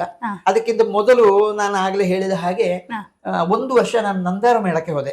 ನಂದಾವರ ಮೇಳಕ್ಕೆ ಹೋಗ್ಲಿಕ್ಕೂ ಕಾರಣ ಉಂಟು. ನಾನು BSc B.Ed ಆಗಿ ಮನೆಯಲ್ಲೇ ಇದ್ದೆ 1983-84ರಲ್ಲಿ. ಆಗ ವಿಘ್ನೇಶ್ವರ ಭಟ್ ಅಂತ ಹೇಳುವವರು ಮನೆಗೆ ಬಂದು ಹೀಗೆ ಒಂದು ಹೊಸ ಮೇಳ ನಾನು ಪ್ರಾರಂಭಿಸ್ತೇನೆ. ತಂದೆಯವರ ಒಳ್ಳೆ ಫ್ರೆಂಡ್ ಅವರು. ತಂದೆಯವರು ದೊಡ್ಡ ಕಲಾವಿದ. ಆಗ ವಿರಮಿಸ್ತಾ ಇದ್ರು ಅವರು, ಸ್ವಲ್ಪ ಮರವೆಲ್ಲ ಸುರಾಗ್ತಾ ಇತ್ತು. ಅವರು ತಂದೆಯವರನ್ನು ಹಿಮ್ಮೇಳಕ್ಕೆ ಕರೆಯಲಿಕ್ಕೆ ಬೇಕಾಗಿ ಬಂದದ್ದು, ನೀವು ಚಂಡೆಗೆ ಬರಬೇಕು ಅಂತ. ಆಗ ತಂದೆಯವರು ಹೇಳಿದ್ರು, ನಾನು ಮೇಳಕ್ಕೆ ಬರುವುದಿಲ್ಲ, ನನಗೆ ಇನ್ನು ಮರವೆಲ್ಲ ಸುರಾಗ್ತದೆ, ಆದ್ದರಿಂದ ನನಗೆ ಬರ್ಲಿಕ್ಕೆ ಆಗುದಿಲ್ಲ ಅಂತ ಹೇಳುವಾಗ ಅವರು ವಿಘ್ನೇಶ್ವರ ಭಟ್ರು ಹೇಳಿದ್ರು, ನೀವು ಬರದಿದ್ರು ತೊಂದರೆ ಇಲ್ಲ, ನಿಮ್ಮ ಮಗನನ್ನು ಕಳಿಸಿಕೊಡ್ಬೇಕು ಅಂತ. ಹಾಗೆ ನಾನು 1 ವರ್ಷ ನಂದಾವರ ಮೇಳಕ್ಕೆ ಹೋದ್ದು. ನಿಮಗೆ ಅವಕಾಶ ಸಿಕ್ಕಿತ್ತು? ಹೌದು, ನಂದಾವರ ಮೇಳದಲ್ಲಿ ನಾನು ಚೆಂಡೆಗೆ ಹೋದ್ದು 1983ರಲ್ಲಿ. ದೊಡ್ಡ ಮೇಳ, ಅದರಲ್ಲಿ ದೊಡ್ಡ ದೊಡ್ಡ ಕಲಾವಿದರೆಲ್ಲ ಇದ್ರು. ಹಾಡುಗಾರಿಕೆಯಲ್ಲಿ ನಮ್ಮ ಇವರು ಯಾರು ಕುಬಳೂರು ಶ್ರೀಧರ ರಾಯರು ಇದ್ರು. ಮತ್ತೆ ಚೆಂಡೆಗೆ ನಾನು, ಮೊದಲಿಗೆ ಕುದುರೆಗುಡ್ಡ ರಾಮ್ ಭಟ್ರು, ಹೀಗೆಲ್ಲ ಇದ್ಕೊಂಡು ಅವರ ಒಟ್ಟಿಗೆ ನನಗೆ 1 ವರ್ಷ ತಿರುಗಾಟದ ಅನುಭವ ಬಂತು. ಅಲ್ಲಿ ಆ ಜೀವನ ಅದೆಲ್ಲ ಹೇಗಿತ್ತು ನಿಮಗೆ? ಅಲ್ಲಿ ಹೋಗಿ ನೀವು ನಿಂತದ್ದೇ ಅಲ್ಲ, ಅದು 6 ತಿಂಗಳ ಇದು. ಆದ್ರೆ ಅದರ ಅಡಿಯಲ್ಲಿ ಏನಾಯ್ತು ಅಂತ ಹೇಳಿ, ಆದ್ರೆ ನಾನು ಅಂದ್ರೆ ಯಕ್ಷಗಾನ ಅಂತ ಹೇಳಿದ್ರೆ ಅದೊಂದು ಹುಚ್ಚು ಕಲೆ. ಯಕ್ಷಗಾನ ಅಂತ ಹೇಳಿದ್ರೆ ಅದೊಂದು ಹುಚ್ಚು ಕಲೆ. ಅದಕ್ಕೆ ಹೋದ ಮೇಲೆ ಮತ್ತೆ ಮನೆಯದ್ದು ನೆನಪಿಲ್ಲ, ಯಾರದ್ದು ನೆನಪಾಗುದಿಲ್ಲ. ಅದು ಅಂತಹ ಒಂದು ಅಟ್ರಾಕ್ಟಿವ್ ಕಲೆ ಅದು. ಹಾಗೆ ಅಲ್ಲಿ ಹೋಗಿ ಒಂದು 2 ವರ್ಷ 3 ವರ್ಷ ಆಗಲೂ ಹಾಗೆ ಬಹಳ ಕಷ್ಟದಲ್ಲಿ. ಯಾಕಂದ್ರೆ ನನಗೊಂದು ಪ್ರಥಮ ಅನುಭವ. ಆಗ ಸಂಬಳವೂ ಹಾಗೆ ಬಹಳ ಕಡಿಮೆ, ಒಂದು ದಿವಸಕ್ಕೆ 40 ರೂಪಾಯಿ ನಮಗೆ ಸಂಭಾವನೆ ಸಿಗ್ತಾ ಇತ್ತದ್ದು. ಹಾಗೆ ಅಲ್ಲಿ ಹೋಗಿ ನಾನು ಕೆಲಸ ಮಾಡುತ್ತಾ ಇರುವ ಸಂದರ್ಭದಲ್ಲಿ ನನಗೆ ಅಪಾಯಿಂಟ್ಮೆಂಟಿಗೆ ಒಂದು ಕರೆ ಬಂತು. ಅದು ಕುರುಡಪದು ಕುರಿಯ ವಿಠಲ ಶಾಸ್ತ್ರಿ ಮೆಮೋರಿಯಲ್ ಹೈಸ್ಕೂಲ್ ಇಂದ. ಅಲ್ಲಿ ಮ್ಯಾಥಮೆಟಿಕ್ಸ್ ಅಧ್ಯಾಪಕ ಒಂದು ವೇಕೆಂಟ್ ಉಂಟು. ಹಾಗೆ ನೀವು ಯಕ್ಷಗಾನ ಮಾಡಿ ಮತ್ತೆ ನಿಮಗೆ? ಹೌದು, ಹಾಗೆ ಅವರು ಕರೆದ್ರು. ಕರೆಯುವಾಗ ನಾನು ಮತ್ತೆ ಈ ಮೇಳದ ಇದನ್ನು ಒಂದು 6 ತಿಂಗಳು ಇದನ್ನು ಕಂಪ್ಲೀಟ್ ಮಾಡಿದ ಮೇಲೆ ನಾನು ಅಲ್ಲಿ ಹೋಗಿ ತರಬೇತಿಗೆ ಶಾಲೆಗೆ ಸೇರಿದ್ದು ಕುರುಡಪದವಲ್ಲಿ. ನೀವು ಯಾವುದರ ಸಬ್ಜೆಕ್ಟ್ ತೆಗೆಯುವುದು? ನಮ್ದು ಮ್ಯಾಥಮೆಟಿಕ್ಸ್. ಮ್ಯಾಥಮೆಟಿಕ್ಸ್ ಸಬ್ಜೆಕ್ಟ್ ಅಲ್ಲಿ ನೀವು ಅಲ್ಲಿ ಅದಾದ್ಮೇಲೆ ಬೇರೆ ಶಾಲೆಗೆ ಉಂಟು. ಅಲ್ಲಿ 1 ವರ್ಷ 2 ತಿಂಗಳು ಸರ್ವಿಸ್ ನನಗೆ. ಅಲ್ಲಿ ನಾನು ಹೋಗುವಂತದ್ದು ಹಾಗೆ, ಇಲ್ಲಿಂದ ಡೈಲಿ ನಡ್ಕೊಂಡು ಹೋಗ್ಬೇಕು. ಮತ್ತೆ ಅಲ್ಲಿಂದ ರೂಮ್ ಮಾಡಿ ನಾನು ಇದು ಮಾಡ್ತಾ ಇದ್ದೆ. ಅಲ್ಲಿ ನಾನು ಜಾಯಿನ್ ಆಗಿ 2 ತಿಂಗಳಲ್ಲಿ PSC ಕ್ವಾಲಿಫರ್ ಆಯ್ತು ಗವರ್ಮೆಂಟ್ ಪೋಸ್ಟಿಗೆ. ನಾನು ಅಪ್ಲಿಕೇಶನ್ ಹಾಕುವುದೋ ಬೇಡ ಅಂತೇಳಿ ಒಂದು ಗೋಜಲ್ಲಿತ್ತು ನನಗೆ. ಯಾಕಂತ ಹೇಳಿದ್ರೆ ಆತ್ಮಾರ್ಥವಾಗಿ ನನ್ನನ್ನು ಕರ್ಕೊಂಡು ಹೋಗಿ ಅಲ್ಲಿ ಸೇರಿಸಿದ್ದು. ಕಮ್ತಿಯವರ ಮಗ ಬಂದ್ರೆ ನಮಗೆ ಒಂದು 10,000 ರೂಪಾಯಿ ಡೊನೇಷನ್ ಕಡಿಮೆ ನನಗೆ. ಹಾಗೆ ಆತ್ಮೀಯತೆಯಲ್ಲಿ ನನ್ನನ್ನು ಹೋಗಿ ಸೇರಿಸಿದವರು ಅವರು. ಹಾಗಿರುವಾಗ ಅವರನ್ನು ಬಿಟ್ಟು ನಾನು ಹೋಗ್ಬೇಕಲ್ಲ. ನಾನು PSCಗೆ ಅಪ್ಲಿಕೇಶನ್ ಹಾಕಿದ್ರೆ ಗ್ಯಾರಂಟಿ ನನಗೆ PSC ಸಿಗ್ತದೆ ಗೊತ್ತಿತ್ತು ನನಗೆ. ಹಾಗೆ ನಾನು ಮತ್ತೆ ಲಾಸ್ಟ್ಗೆ ಅಪ್ಲಿಕೇಶನ್ ಹಾಕಿದೆ. ಹಾಗೆ 1 ವರ್ಷ 2 ತಿಂಗಳಲ್ಲಿ ನನಗೆ ಗವರ್ಮೆಂಟ್ ಪೋಸ್ಟ್ ಆಯ್ತು. ಫಸ್ಟ್ ನಾನು ಬಂಗಾರಮಂಜೇಶ್ವರದಲ್ಲಿ 8 ವರ್ಷ ಹೈಸ್ಕೂಲ್ ನಲ್ಲಿ ಮ್ಯಾಥಮೆಟಿಕ್ಸ್ ಅಧ್ಯಾಪಕನಾಗಿ. ಅಲ್ಲಿಂದ ಬೇಕೂರು ಹೈಸ್ಕೂಲ್ನಲ್ಲಿ ಬೇಕೂರಿಗೆ ನಾನು ಟ್ರಾನ್ಸ್ಫರ್ ತಗೊಂಡೆ, ಬೇಕೂರು ಹೈಸ್ಕೂಲಿಗೆ. ಅಲ್ಲಿ 18 ವರ್ಷ ಮ್ಯಾಥಮೆಟಿಕ್ಸ್ ಅಧ್ಯಾಪಕನಾಗಿ. ಅಲ್ಲಿಂದ ನನಗೆ ಪ್ರಮೋಷನ್ ಆಯ್ತು ಹೆಡ್ ಮಾಸ್ಟರ್ ಆಗಿ. ಹಾಗೆ ಕುಂಡಂಗೋಯಲ್ಲಿ ಒಂದು ಶಾಲೆಯಲ್ಲಿ ಹೆಡ್ ಮಾಸ್ಟರ್ ಆಗಿ ಜಾಯಿನ್ ಆದೆ. ಹೌದು, ಅಲ್ಲಿಂದ ಒಂದು 3 ತಿಂಗಳು ಅಲ್ಲಿ ಕೆಲಸ ಮಾಡಿ, ಅಲ್ಲಿಂದ ನಮ್ಮ ಮನೆಯ ಹತ್ತಿರ ಇಲ್ಲಿ ಹೇರೂರು ಮೀಪ್ರಿ ಅಂತ ಒಂದು ಶಾಲೆ ಇದೆ, ಅಲ್ಲಿ 3.5 ವರ್ಷ ನಾನು ಹೆಡ್ ಮಾಸ್ಟರ್ ಆಗಿದ್ದೆ. ಅಲ್ಲಿಂದ ಮತ್ತೆ ಲಾಸ್ಟ್ 6 ತಿಂಗಳು ಸರ್ವಿಸ್ ಪಡ್ರೆ ವಾಣಿನಗರದಲ್ಲಿ, ಅಲ್ಲಿ ವಿರಮಿಸಿದೆ. 2014 ಮಾರ್ಚ್ ಅಲ್ಲಿ ರಿಟೈರ್ಮೆಂಟ್. ಹಾಗಾದ್ರೆ ನೀವು ಅಧ್ಯಾಪಕನಾಗಿಯೂ ಕೂಡ ಯಕ್ಷಗಾನದ ಜೊತೆಗೆ ನೀವು ಎಲ್ಲಾ ಮ್ಯಾನೇಜ್ಮೆಂಟ್ ಮಾಡ್ಕೊಂಡು ಹೋಗ್ತಿದ್ರಿ ಹೌದು ಅಲ್ವಾ ಹೌದು ಸರ್? ಹೌದು ಹೌದು ಕೃಷಿಯನ್ನು ಕೂಡ ನೀವು ನೋಡ್ತಿದ್ರಿ. ಹೌದು ಹೌದು ಕೃಷಿಯ ಬಗ್ಗೆ ಹೇಳ್ತಿದ್ರೆ ನೀವು ಅದನ್ನ ಹೇಗೆ ಎಲ್ಲವನ್ನು ಕೂಡ ನಿಭಾಯಿಸ್ಕೊಂಡು ಹೋಗ್ತಿದ್ರಿ ಹಾಗಾದ್ರೆ? ಕೃಷಿಯ ಬಗ್ಗೆ ಅಂತ ಹೇಳಿದ್ರೆ ಹಾ. ನನಗೆ ಸಣ್ಣದಿರುವಾಗಲೇ ನಾವು ಕೃಷಿಕರು, ಮನೆಯಲ್ಲಿ ತುಂಬಾ ತೋಟ ಇದೆಲ್ಲ ಇತ್ತು. ಹಾಗೆ ನಮಗೆಲ್ಲ ಪಾಲಾದ ಮೇಲೆ ಹಾ. ನಾನು ಈ ಸ್ಥಳವನ್ನು ತಕೊಂಡೆ. 2001ರಲ್ಲಿ ಈ ಸ್ಥಳ 2 ಎಕರೆ 30 ಸೆನ್ಸ್ ಇದನ್ನು ತಕೊಂಡು ಮತ್ತೆ ಇಲ್ಲಿ ಅಡಿಕೆ ಸಸಿಯೋ ತೆಂಗಿನ ಸಸಿಯೋ ಇಟ್ಟು ಹಾಗೆ ಮುಂದುವರಿದೆ. ಮಾಡಿದ ಮೇಲೆ ಮತ್ತೆ ಅದನ್ನು ಅನುಭವಿಸ್ಬೇಕಲ್ಲ, ನೋಡ್ಬೇಕಲ್ಲ. ಹಾಗೆ ಅದರಲ್ಲಿ ನನಗೆ ತುಂಬಾ ಪ್ರೀತಿ, ತುಂಬಾ ಉತ್ಸುಕತೆ ಅದರಲ್ಲಿ ಕೂಡ ಒಳವು. ಹೌದು. ಆದ್ರೆ ಎಲ್ಲದಕ್ಕೂ ಕೂಡ ನಮಗೆ ಏನ್ ಬೇಕು, ಮುಖ್ಯವಾಗಿ ಸಮಯ ಬೇಕು. ಈಗ ನಮ್ಮ ಬಿಸಿ ಲೈಫಲ್ಲಿ ನಮಗೆ ಎಲ್ಲವೂ ಕೂಡ ಮ್ಯಾನೇಜ್ ಮಾಡ್ಲಿಕ್ಕೆ ಆಗುದಿಲ್ಲ. ಅದರಲ್ಲಿ ನೀವು ಎಲ್ಲವನ್ನು ಕೂಡ ಮ್ಯಾನೇಜ್ ಮಾಡ್ಬೇಕು ಅಂತ ಹೇಳಿದ್ರೆ ಖಂಡಿತವಾಗಿಯೂ ಮೆಚ್ಚಬೇಕಾದಂತ ವಿಷಯ ಸರ್. ತುಂಬಾ ಸಂತೋಷವಾಗ್ತದೆ ಸರ್. ನಿಮಗೆ 2013ರಲ್ಲಿ ಕೇರಳ ಸರ್ಕಾರದ ಉತ್ತಮ ಅಧ್ಯಾಪಕ ಶಿಕ್ಷಕ ಪ್ರಶಸ್ತಿ ನಿಮಗೆ ದೊರಕಿದೆ. ಇದರ ಕುರಿತಾದಂತಹ ನಿಮ್ಮ ಅನುಭವ? ಅದಂದ್ರೆ ನಾನು ಇಲ್ಲಿ ಬೇಕೂರು ಹೈಸ್ಕೂಲ್ನಲ್ಲಿ ಇರುವಾಗಲೇ ನಮ್ಮ PTA ಪ್ರೆಸಿಡೆಂಟ್ರು ಹೇಳ್ತಿದ್ರು, ಸರ್ ನೀವು ಒಬ್ರು ಆರ್ಟಿಸ್ಟ್ ಆಗಿದ್ದುಕೊಂಡು ನಿಮಗೆ ಉತ್ತಮ ಶಿಕ್ಷಕ ಪ್ರಶಸ್ತಿ ಸಿಕ್ಕಬೇಕು ಸರ್, ನಾವು ಅಪ್ಲೈ ಮಾಡ್ತೇವೆ. ಅಂದ್ರೆ ನಮಗೆ ಒಂದು ಪ್ರಶಸ್ತಿ ಸಿಕ್ಕಬೇಕಿದ್ರೆ ನಾವು ಮುಂದೆ ಹೋಗುದಲ್ಲ, ನಮ್ಮನ್ನು ಗುರುತಿಸಿ ಯಾರಾದ್ರೂ ನಮ್ಮ PTA ಪ್ರೆಸಿಡೆಂಟ್ಗಳ ಶಾಲೆಯಲ್ಲಿ ಅವರು ಮುಂದುವರಿಬೇಕಷ್ಟಲ್ಲದೆ. ಹಾಗೆ ಅವರು ಮುಂದುವರಿಸಿದ್ರು. ಆಯ್ತಾ, ತೊಂದರೆ ಇಲ್ಲ, ನೀವು ಇದು ಮಾಡ್ತಿದ್ರೆ ಮಾಡಿ ಅಂತ ಹೇಳಿ ಅಲ್ಲಿ ಅಪ್ಲಿಕೇಶನ್ ಎಲ್ಲ ಅವರೇ ಕಳಿಸಿದ್ರು ಶಾಲೆಯಿಂದ. ಅದು ಪ್ರಯೋಜನಕ್ಕೆ ಬರಲಿಲ್ಲ. 1-2 ವರ್ಷ ಕಳೀತು. ಆಮೇಲೆ ನನಗೆ ಅಲ್ಲಿಂದ ಮತ್ತೆ HM ಆಗಿ ನಾನು ಮೀಪ್ರಿ ಶಾಲೆಗೆ ಬರುವಾಗ ಅಲ್ಲಿಯೂ PTA ಪ್ರೆಸಿಡೆಂಟ್ರೆಲ್ಲ ಬಹಳ, ಅಲ್ಲೆಲ್ಲ ಕಾಂಗ್ರೆಸ್ ಗವರ್ಮೆಂಟ್ ಇದ್ದದ್ದು ಅಂತ ಕಾಣ್ತದೆ, ಕಾಂಗ್ರೆಸ್ನವರು ಹೆಚ್ಚಿದ್ದದು. ಮತ್ತೆ ಇದಕ್ಕೆಲ್ಲ ಸ್ವಲ್ಪ ಪಾರ್ಟಿ ಲೆವೆಲ್ ಸಿಕ್ಕುದಿಲ್ಲ. ಈಗಿನ ಈ ಪ್ರಶಸ್ತಿಗಳೆಲ್ಲ ನಾವು ಮನೆಯಲ್ಲಿ ಕೂತರೆ ಪ್ರಶಸ್ತಿಗಳು ಸಿಕ್ಕುದಿಲ್ಲ. ಹಾಗೆ ಅವರು ತುಂಬಾ ಕೆಲಸ ಮಾಡಿದ್ರು. ಮಾಡಿ ಲಾಸ್ಟಿಗೆ ಇಲ್ಲೊಬ್ರು ನಮ್ಮ ಫ್ರೆಂಡ್ ಇದ್ದಾರೆ, ಒಬ್ರು ಮುಸ್ಲಿಂ ಬಾಂಧವರು, ರಹೀಮ್ ಅಂತ, ಅವರು ತುಂಬಾ ಹೆಲ್ಪ್ ಮಾಡಿದ್ರು. ಅವರು ನಮ್ಮ ಅಲ್ಲಿಯ ಯಾವುದು ಬ್ಲಾಕ್ ಆಫೀಸರು ಅವರನ್ನೆಲ್ಲ ಹಿಡಿದು MLA ಅನ್ನೆಲ್ಲ ಹಿಡಿದು ಅವರೇ ಮುಂದುವರಿದದ್ದು. ಹಾಗೆ ಮುಂದುವರಿದು ಸಾಧಾರಣ 2012ರಲ್ಲಿ ನಾನು ಹೀಗೆ ಒಂದು ದಿವಸ ಮನೆಯಲ್ಲಿರುವಾಗ ನನಗೆ ಫೋನ್ ಬಂತು, ಸರ್ ನಿಮಗೆ ಲಿಸ್ಟ್ ಅಲ್ಲಿ ಉಂಟು, ಸ್ಟೇಟ್ ಅವಾರ್ಡ್ ನಿಮಗೆ ಬಂದಿದೆ ಅಂತ. ಹಾಗೆ ಆ ವರ್ಷ ನನಗೆ ಸ್ಟೇಟ್ ಅವಾರ್ಡ್ ಬಂತು. ಅವರೆಲ್ಲ ಒಳ್ಳೆ ಕೆಲಸ ಮಾಡಿದ್ದಾರೆ. ಆದ್ದರಿಂದ ಮತ್ತೆ ನನ್ನ ಅದೇ ಇದು ಮಾಡಿಕೊಂಡು ಅವರು ಕೊಟ್ಟದ್ದಾಗಿರ್ಬೋದು ನನ್ನ ಅನಿಸಿಕೆ. ತುಂಬಾ ಸಂತೋಷ ಆಗಿದೆ. ಹೌದು. ಹಾಗಾದ್ರೆ ನೀವು ನಿಮ್ಮ ಯಕ್ಷಗಾನ ಹಿಮ್ಮೇಳ ಅಭ್ಯಾಸ ಮಾಡುವುದರಲ್ಲಿ ಯಾವ್ದಾದ್ರು ಕಷ್ಟಕರ ವಿಷಯಗಳು? ಇಲ್ಲ, ಕಷ್ಟಕರ ವಿಷಯವಾಗಿ ನನಗೆ ತೋಚಲೇ ಇಲ್ಲ. ಯಾಕೆಂತ ಹೇಳಿದ್ರೆ ಈಗ ಹಿಮ್ಮೇಳ ಕಲಿಯುವುದು ಅಂತ ಹೇಳಿದ್ರೆ ಗುರುಮುಖಿಯಿಂದ ಕಲಿಯುವಂತದ್ದು ಒಂದುಂಟು. ಗುರುಮುಖ ಎದುರು ಇದ್ದುಕೊಂಡು ಅವರು ಬಾರಿಸಿದ ಹಾಗೆ ಉಂಟು. ಆದ್ರೆ ನಮ್ಮ ಪರಿಸ್ಥಿತಿ ಎಲ್ಲ ಹಾಗೆ ಬರ್ಲಿಲ್ಲ. ಆ ತಂದೆಯವರು ಯಾವಾಗಲೂ ನಮಗೆ ಮದ್ದಳೆಯ ಚಂಡೆಯ ಇಟ್ಟುಕೊಂಡು ಕಲಿಸುವಂತದ ಪರಿಸ್ಥಿತಿ ಬರಲೇ ಇಲ್ಲ. ಯಾಕಂತ ಹೇಳಿದ್ರೆ ಅವರು ಬಾರಿಸಿದರು ನೋಡಿಯೇ ನನಗೆ ಬಂದಿದೆ. ಹೌದೌದು, ಅದು ರಕ್ತದ ಗುಣ, ಹೆರಿಡಿಟರಿ ಅಂತ ಹೇಳುದು. ಹಾಗೆ ನಾನು ಮತ್ತೆ ನನಗೆ ಅದರಲ್ಲಿ ಇಂಟ್ರೆಸ್ಟ್ ಇತ್ತು, ಉತ್ಸುಕತೆ ಇತ್ತು. ಹಾಗೆ ನಾನು ಇದನ್ನೆಲ್ಲ ನೋಡಿ, ಆಟದ ಇವರೆಲ್ಲ ಬಾರಿಸುವಂತೆಲ್ಲ ನೋಡಿಯೇ ನಾನು ಮುಂದುವರೆದದ್ದು. ಆದ್ರೂ ನನ್ನ ಪ್ರಥಮ ಗುರು ನಮ್ಮ ತಂದೆಯವರೇ. ಬೇರೆ ಗುರುಗಳು ಅಂತ ಹೇಳಿದ್ರೆ ಯಾರನ್ನು ಹೇಳ್ಬೋದು? ಅಲ್ಲ, ಯಕ್ಷಗಾನದಲ್ಲಿ ಬೇರೆ ಗುರುಗಳು ಅಂತ ಯಾರಿಲ್ಲ ನನಗೆ. ತಂದೆಯವರೇ. ಇದು ಸಂಗೀತದಲ್ಲಿ ನಾನು ಆಗ ಹೇಳಿದಾಗ ರಘು ಮಾಸ್ಟ್ರು.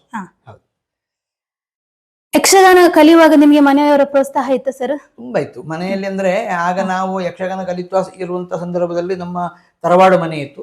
ಅಲ್ಲಿ ನಮ್ಮದೊಂದು ಯಕ್ಷಗಾನದ ತವರು ಮನೆಯಲ್ಲಿ ಪ್ರತಿ ವರ್ಷ ಒಂದು ವಾರಕ್ಕೆ ಒಂದು ದಿವಸ ಎಲ್ಲಾ ಕಲಾವಿದರು ಮನೆಗೆ ಬರ್ತಾ ಇದ್ರು. ತೆಂಕುತಿಟ್ಟಿನ ಎಲ್ಲ ಹಿರಿಯ ಕಲಾವಿದರು ಎಲ್ಲ ನಮ್ಮ ಮನೆಗೆ ಬರ್ತಾ ಇದ್ರು. ಮನೆಯಲ್ಲಿ ಹಾಗೆ ಯಾವಾಗ್ಲೂ ತಾಳಮದ್ದಳೆಗಳು ಇದೆಲ್ಲ ಯಾವಾಗಲೂ, ಚೆಂಡೆಮದ್ದಳೆಯ ಸ್ವರವೇ ಯಾವಾಗ್ಲೂ ಇತ್ತು. ಹಾಗದು ಯಕ್ಷಗಾನದ ಮನೆ ಅಂತ ಹೇಳಿ ಫೇಮಸ್ ಆಗಿತ್ತು ಮೊದಲು. ಚೇವಾಡು ಮನೆ ಅಂತ ಹೇಳಿದ್ರೆ ಯಕ್ಷಗಾನದ ಮನೆ. ಅಲ್ಲಿ ಯಾವಾಗಲೂ ಕೂಡ ಯಕ್ಷಗಾನ. ಹಾಗೆ ನಾವೆಲ್ಲ ಯಕ್ಷಗಾನದ ಹಾಗೆ ನಮಗೆ ಬಹಳ ಅದು ಹತ್ತಿರ ಬರ್ಲಿಕ್ಕೆ ಕಾರಣ. ಹಾಗಾಗಿ ನೀವು ಯಕ್ಷಗಾನದಲ್ಲಿ ಹಿಮ್ಮೇಳ ವಾದಕರು ಹೌದು, ಭಾಗವತರು ಕೂಡ ಹೌದು. ಹಾಗಾದ್ರೆ ಈ ಎರಡೂ ವಿಷಯದಲ್ಲಿ ಪರಿಗಣಿತಿ ಹೊಂದಲಿಕ್ಕೆ ಅದಕ್ಕೆ ಮೂಲ ಕಾರಣ ಅಂತ ಹೇಳಿದ್ರೆ, ನಾನು ಮೊದಲೇ ಸಣ್ಣದಿರುವಾಗೆಲ್ಲ ನನಗೆ ಸಂಗೀತದಲ್ಲಿ ಆಸಕ್ತಿ ಇತ್ತು.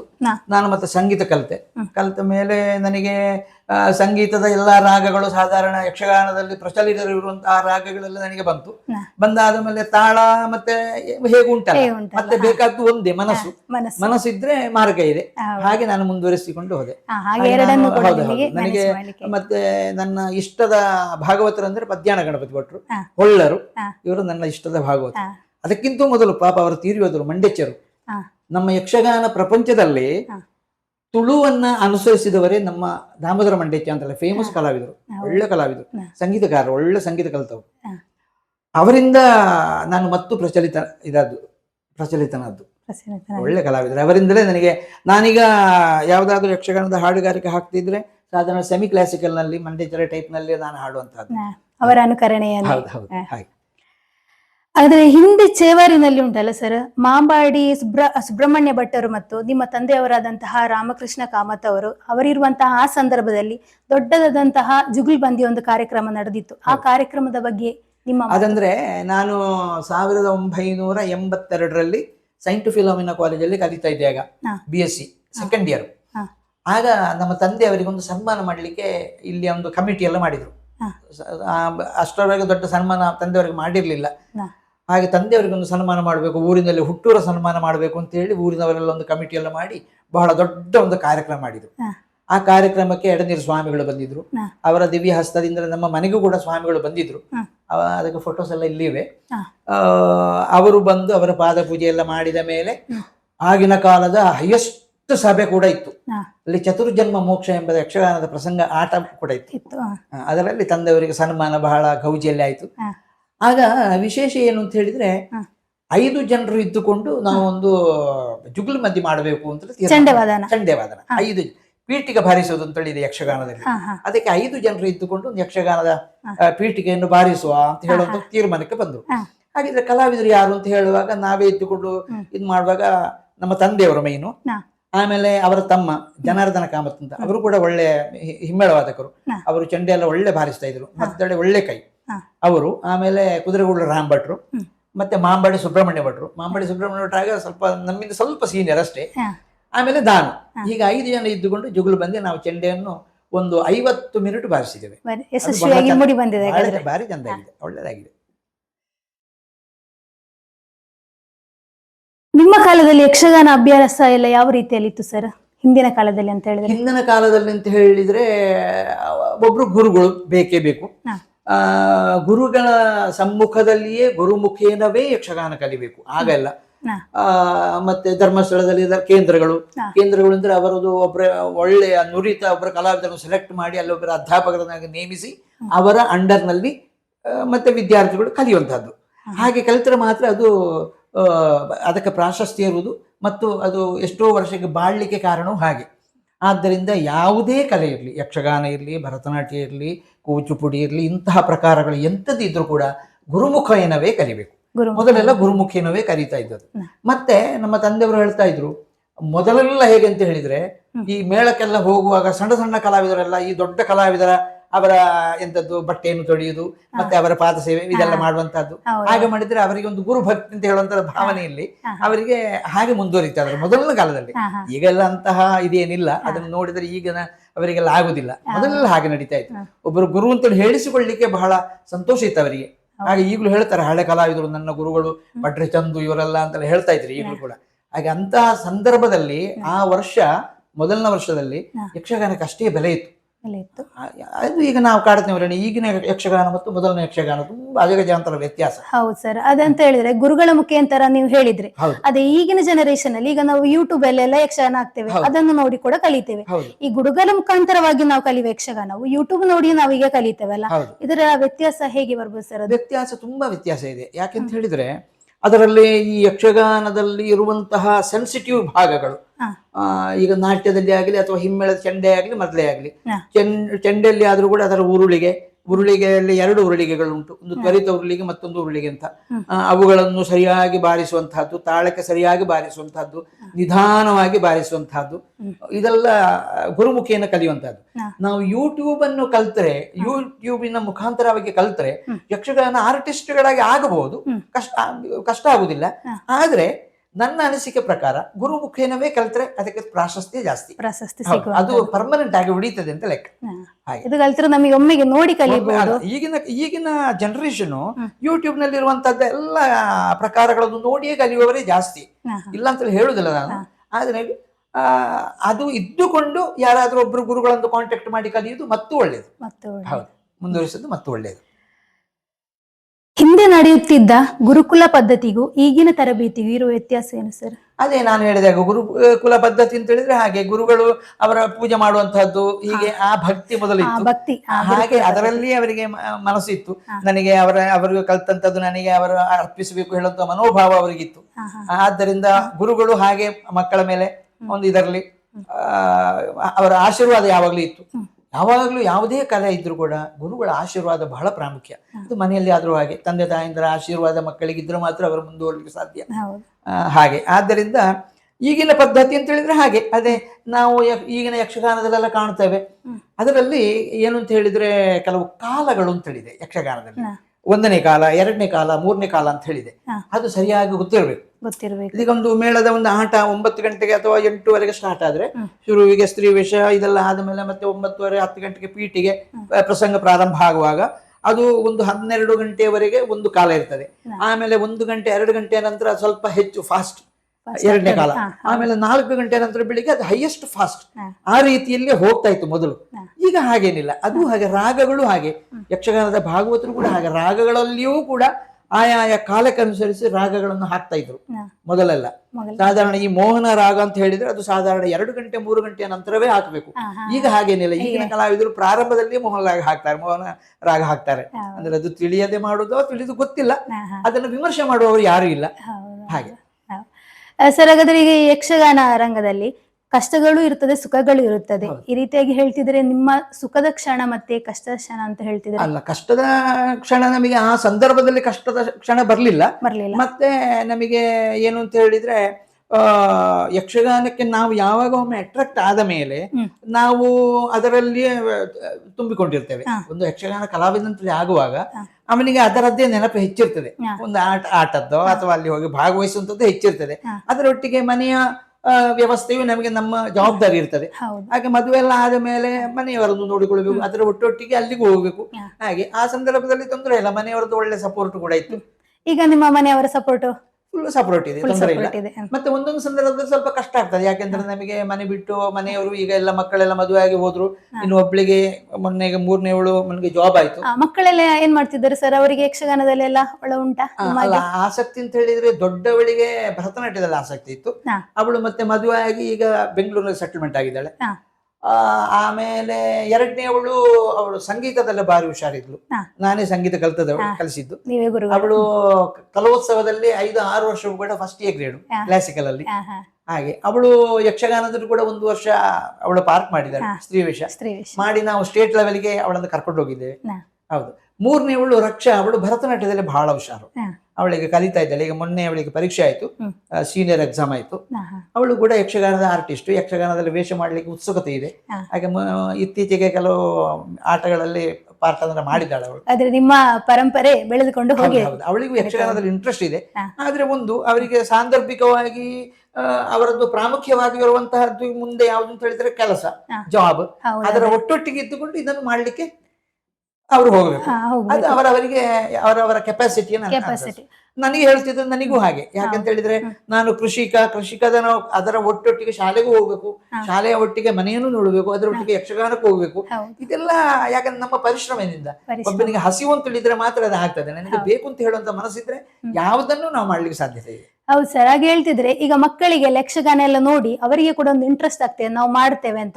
ಆದ್ರೆ ಈ ಕಲಿಯುವ ಮಕ್ಕಳಿಗೆ ಮನೆಯವರಿಗೆ ಏನಿರ್ತದೆ ಅಂತ ಹೇಳಿದ್ರೆ, ಯಕ್ಷಗಾನಕ್ಕೆ ಕಲಿಸಿದ್ರೆ ಮಕ್ಕಳು ಕಲಿಕೆಗೆ ಇಂಪಾರ್ಟೆನ್ಸ್ ಕೊಡುದಿಲ್ವಾ, ಹೇಗೆ ಅವರನ್ನು ಅಲ್ಲಿಗೆ ಬಿಟ್ರೆ ಆಗ್ಬೋದಾ? ಹಾಗಾದ್ರೆ ಆ ಮಕ್ಕಳ ಒಂದು ಯಕ್ಷಗಾನ ಇಂಟ್ರೆಸ್ಟಿಗೂ ಪೇರೆಂಟ್ಸ್ ಅವರಿಗೆ ಹೇಗೆ ಸಪೋರ್ಟ್ ಮಾಡ್ಬೇಕು ಅಂತ ಹೇಳ್ಬೇಕು ಅಂತ ಹೇಳಿದ್ರೆ? ಒಳ್ಳೆ ಕ್ವಶನ್ ಕೇಳಿದ್ರಿ ನೀವು. ಯಾಕಂತ ಹೇಳಿದ್ರೆ ಅದು ಮೊದಲೆಲ್ಲ ಹಾಗೆ ಆಗ್ತಾ ಇದ್ರು. ನಾವೀಗ ಮೊದಲನ ಕಲಾವಿದರನ್ನು ಈಗ ಈ ಯೂಟ್ಯೂಬ್ ನಲ್ಲಿ ಅವರ ಸಂವಾದದಲ್ಲಿ ಕೇಳುವಾಗ ಅವರ ಎಜುಕೇಶನ್ ಏನು ಇಲ್ಲ ಆಯ್ತು. ದೊಡ್ಡ ದೊಡ್ಡ ಕಲಾವಿದರು, ನಾನು 3ನೇ ಕ್ಲಾಸ್ ನಲ್ಲಿ ಪಾಸ್ ಆದ್ದು ಮಾತ್ರ, ಮುಂದೆ ಹೋಗ್ಲಿಲ್ಲ. ಕೆಲವರು ನಾನು ಶಾಲೆಗೆ ಹೋಗ್ಲಿಲ್ಲ, ಈ ಬಣ್ಣದ ವೇಷಧಾರಿಗಳೆಲ್ಲ ಅವರು ಶಾಲೆಗೆ ಹೋಗದೆ ಬಹಳ ದೊಡ್ಡ ಕಲಾವಿದರಾಗಿ ವಿರಮಿಸಿದ್ರು. ಆಗ ಅದು ಕಲ್ತ್ರೆ ಒಳ್ಳೇದು. ಈಗ ನಾವು ಏನು ಮಾಡ್ತೇವೆ ಅಂತ ಹೇಳಿದ್ರೆ, ಒಬ್ರು ಮನೆಯವರು ಕುಟುಂಬಸ್ಥರು ಯಾರಾದ್ರೂ ಕೂಡ ಅವರಿಗೆ ಮಕ್ಕಳಾದ ಮೇಲೆ ಮಕ್ಕಳಿಗೆ ಪ್ರಾಧಾನ್ಯತೆ ಎಜುಕೇಶನ್ ಕೊಡ್ತು. ಎಜುಕೇಶನ್ ಅಲ್ಲಿ ಅವರು ಮುಂದುವರಿಸಬೇಕು. ಹೌದು. ಅದಕ್ಕೆ ಸೈಡ್ ಆಗಿ ಬಾಕಿ ಉಳಿದ ಕಲಾ ಪ್ರಕಾರಗಳನ್ನು ಅವರು ಹೊಂದಿಸಿಕೊಂಡು ಹೋಗ್ಬೋದು. ಆಗ ಮನಸ್ಸಿನಲ್ಲಿ ಒಂದು ಭಯ ಇರ್ತದೆ. ಹೇಗೆ ಅಂತ ಹೇಳಿದ್ರೆ, ಈಗ ಕಾಲಕ್ಕನುಸರಿಸಿ ನಾವು ಈ ಕಲಿಸಿಕೊಂಡು ಹೋಗುವಾಗ ಮುಂದೆ ಇವಳ ಎಜುಕೇಶನ್ಗೆ ಉಪದ್ರ ಆದೀತೋ, ಕಷ್ಟ ಆದೀತೋ, ಯಕ್ಷಗಾನಕ್ಕೆ ಒಂದೇ ಕಡೆಗೆ ಹೋದ್ರೆ ಅದಕ್ಕೆ ಮತ್ತೆ ಬಾಳ್ವಿಕೆ ಇಲ್ಲಲ್ಲ ಅಂತ ಹೇಳುವಂತಹ ಒಂದು ಮನಸ್ಸಿನ ನೋವಿನಿಂದ ಹಾಗೆ ಆಗಿದ್ದಿರಬಹುದು. ಆದ್ರೆ ಎಲ್ಲ ಎಕ್ಸಾಂಪಲ್ಗಳಲ್ಲಿ ಹಾಗೆ ಬರುವುದಿಲ್ಲ. ಕೆಲವರು ಅದೇ ಒಂದು 2-3 ಪ್ರಕಾರದಲ್ಲಿ ಇದ್ದುಕೊಂಡು ಹುಷಾರಿಯಾಗಿ ಮುಂದೆ ಹೋಗ್ತಾರೆ. ಹೌದು. ಆಗ ನಾವು ಪೇರೆಂಟ್ಸ್ ಅವರಿಗೆ ಪ್ರೋತ್ಸಾಹ ಮಾಡ್ಬೇಕಲ್ವಾ? ಮಾಡ್ಲೇಬೇಕು. ಅದು ಆ ಮಕ್ಕಳು ಸಾಧಾರಣ 7ನೇ ಕ್ಲಾಸ್ 8ನೇ ಕ್ಲಾಸ್ ನಲ್ಲಿ ಇರುವಾಗ ಅವರು ತೋರಿಸುವಂತಹ ಅಭಿರುಚಿ ನಿಮ್ಗೆ ಗೊತ್ತಾಗ್ತದೆ, ಅವರು ಯಾವ್ದ್ರಲ್ಲಿ ಉತ್ಸುಕರಾಗಿದ್ದಾರೆ ಅಂತ. ಅದಕ್ಕೆ ಅನುಸರಿಸಿ ನಾವು ಅವರನ್ನು ಮುಂದೆ ಕಳಿಸ್ಬೇಕು. ಹೌದು ಸರ್. ಮಂಗಳೂರಿನಲ್ಲಿ ನಡೆದ ಆಕಾಶವಾಣಿ, ಮಂಗಳೂರು ಆಕಾಶವಾಣಿ ಇತ್ತಲ್ಲ, ಅದೇ ರೀತಿ ಮಡಿಕೇರಿ ಆಕಾಶವಾಣಿಯಲ್ಲಿ ನೀವು ಕಾರ್ಯಕ್ರಮದಲ್ಲಿ ಭಾಗವಹಿಸ್ತೀರಿ ಅಂತ ಗೊತ್ತಾಗಿದೆ ಸರ್. ಅಲ್ಲಿ ಅನುಭವ ಹೇಗಿತ್ತು? ಅದಂದ್ರೆ 1995ರ ನಂತರ ನಾನು ಆಗಲೇ ಯಕ್ಷಗಾನದ ಹಾಡುಗಾರಿಕೆ ಎಲ್ಲ ಮಾಡ್ತಾ ಇದ್ದೆ. ಚಂಡೆಯಲ್ಲಿ ಆಗಲೇ ನಾನು ಆಟಕ್ಕೆಲ್ಲ ಹೋಗ್ತಾ ಇದ್ದೆ. ಹವ್ಯಾಸದ ಯಕ್ಷಗಾನ ಆಟಗಳಿಗೆ ನಾನು ಒಂದು ವಾರಕ್ಕೆ 1 ಹಾಗೆ ನಾವು ತಿಂಗಳಿಗೆ ಒಂದು 10-15 ಆಟ ಮೊದಲನೇ ಕಾಲದಲ್ಲಿ ಸಿಗ್ತಾ ಇತ್ತು ನನಗೆ. ಹವ್ಯಾಸಿ ಕಲಾವಿದರಾಗಿ ನಾನು ಚೆಂಡೆ ಹೋಗ್ತಾ ಇದ್ದೆ ಆಟಕ್ಕೆ. ಆಗ ಅಯ್ಯಪ್ಪ ಕೃಷ್ಣ ಮಾಸ್ಟರ್ ಅಂತೇಳಿ ಅವರದ್ದೊಂದು ಸೆಟ್ ಇತ್ತು. ಪ್ರತಿ ವರ್ಷ ಅವರ ಕಾರ್ಯಕ್ರಮ ನನ್ನನ್ನು ಕರೀತಾ ಇದ್ರು, ನಾನು ಹಿಮ್ಮೇಳಕ್ಕೆ ಹೋಗ್ತಾ ಇದ್ದೆ. ಅದೇ ರೀತಿಯಲ್ಲಿ ಬೆನಕ ಯಕ್ಷಗಾನ ಕಲಾವೃಂದ ಅಂತೇಳಿ ಪೈಯೋಳಿಕೆಯಲ್ಲಿ ದೇವಕನ ಕೃಷ್ಣ ಭಟ್ರದ್ದು ಅವರದ್ದು ಒಂದು ಇದು ಯಕ್ಷಗಾನದ ಸೆಟ್ ಇದೆ, ಡ್ರೆಸ್ ಇಂದು. ಅವರು ಕೂಡ ನನ್ನನ್ನು ಕರೀತಾ ಇದ್ರು. ಹಾಗೆ ಅವರ ಕಾರ್ಯಕ್ರಮ ನಾನು ಹೋಗ್ತಾ ಇದ್ದೆ. ಹಾಗೆ ಹೋಗಿ ಹೀಗೆ ಅದೊಂದು ಅಟ್ರಾಕ್ಷನ್ ಆದ ಕಾರಣ ಶಾಲೆಗೆ ಹೋಗುದು, ಅದರ ಒಟ್ಟಿಗೆ ಇದನ್ನು ಮಾಡುವುದು, ಹಾಗೆ ಮಾಡ್ತಾ ಇದ್ದೆ. ಹಾಗೆ ಸಮಯ ಕಳೆಯಿತು. ಆದ್ರೆ ಸರ್, ಬೆಂಗಳೂರಿನಲ್ಲಿ ನಡೆದಂತಹ ಕನ್ನಡ ಅಭಿವೃದ್ಧಿ ಆ ಕಾರ್ಯಕ್ರಮದಲ್ಲಿ ನಿಮಗೆ ಕನ್ನಡ ರಾಜ್ಯೋತ್ಸವ ಪ್ರಶಸ್ತಿ ಸಿಕ್ಕಿದೆ. ಆ ಅಲ್ಲಿಯ ಅನುಭವ ಹೇಗಿತ್ತು ಸರ್?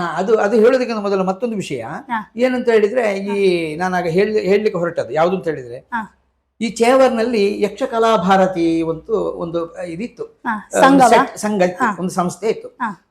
ಅದರ ವತಿಯಿಂದ ಇನ್ನು ಯಕ್ಷಗಾನವನ್ನು ನಾವು ರೇಡಿಯೋ ಪ್ರಸಾರ ಮಾಡಬೇಕು ಅಂತ ಹೇಳಿ ಹೊರಟರು. ಆಗ ನಾನು ಸ್ವಲ್ಪ ಯವನ ಕಾಲ, ನಾನು ಕಾಲೇಜಿಗೆ ಹೋಗ್ತಾ ಇದ್ದೆ. ಹಾಗೆ ಅಲ್ಲಿ ಮಂಗಳೂರಿಗೆ ಆಕಾಶವಾಣಿಗೆ ಹೋಗ್ಬೇಕು, ಅಲ್ಲಿ ಆಡಿಷನ್ ಆಗಬೇಕು, ನಮ್ಮ ಖರ್ಚಲ್ಲಿ ಹೋಗ್ಬೇಕು.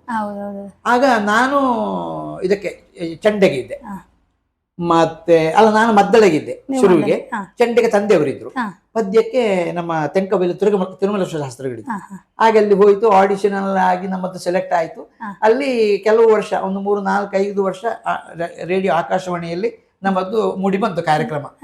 ಆಮೇಲೆ ತಂದೆಯವರು ಚೆಂಡೆಯಿಂದ ವಿರಮಿಸಿದ್ರು. ಹಾಗೆ ಮತ್ತೆ ನಾನು ಚೆಂಡೆಗೆ ಹೋದೆ. ಹಾಗೆ 4-5 ವರ್ಷ ಹಾಗೆ ಪ್ರೋಗ್ರಾಮ್ ಕೊಟ್ಟು ಆಗುವಾಗ ಶಾಸ್ತ್ರಿಗಳು ವಿರಮಿಸಿದ್ರು. ಮತ್ತೆ ನನ್ನನ್ನು ಯಕ್ಷಗಾನದ ಹಾಡುಗಾರಿಕೆ ಇದಕ್ಕೆ ಭಾಗವತರಾಗಿ ನನ್ನ ಸೆಲೆಕ್ಟ್ ಮಾಡಿದ್ರು. ನಾನು ಅದರಲ್ಲಿ ಎಷ್ಟೋ ವರ್ಷ ಯಕ್ಷಗಾನದ ಭಾಗವತನಾಗಿ ಯಕ್ಷಕಲಾ ಭಾರತಿಯಲ್ಲಿ ರೇಡಿಯೋ ಪ್ರೋಗ್ರಾಮ್ ಕೊಡ್ತಾ ಇದ್ದೆ. ಮತ್ತೆ ಅಲ್ಲಿ ಹೇಗಂತ ಹೇಳಿದ್ರೆ, ವರ್ಷಕ್ಕೆ 2 ಕಾರ್ಯಕ್ರಮಗಳು ಕೊಡ್ತಾ ಇದ್ರು.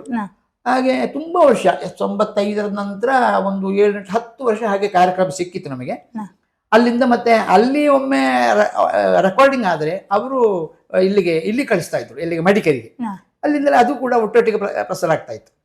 ಅದಾದ ಮೇಲೆ ನಮಗೆ ಮತ್ತೊಂದು ಪ್ರಾಬ್ಲಮ್ ಆಯ್ತು. ಏನು ಅಂತ ಹೇಳಿದ್ರೆ, ಈ ಕೆಲವರೆಲ್ಲ ಮೇಳದ ಕಲಾವಿದರು, ಅವರನ್ನು ಸಂಘಟಿಸಲಿಕ್ಕೆಲ್ಲ ಕಷ್ಟ.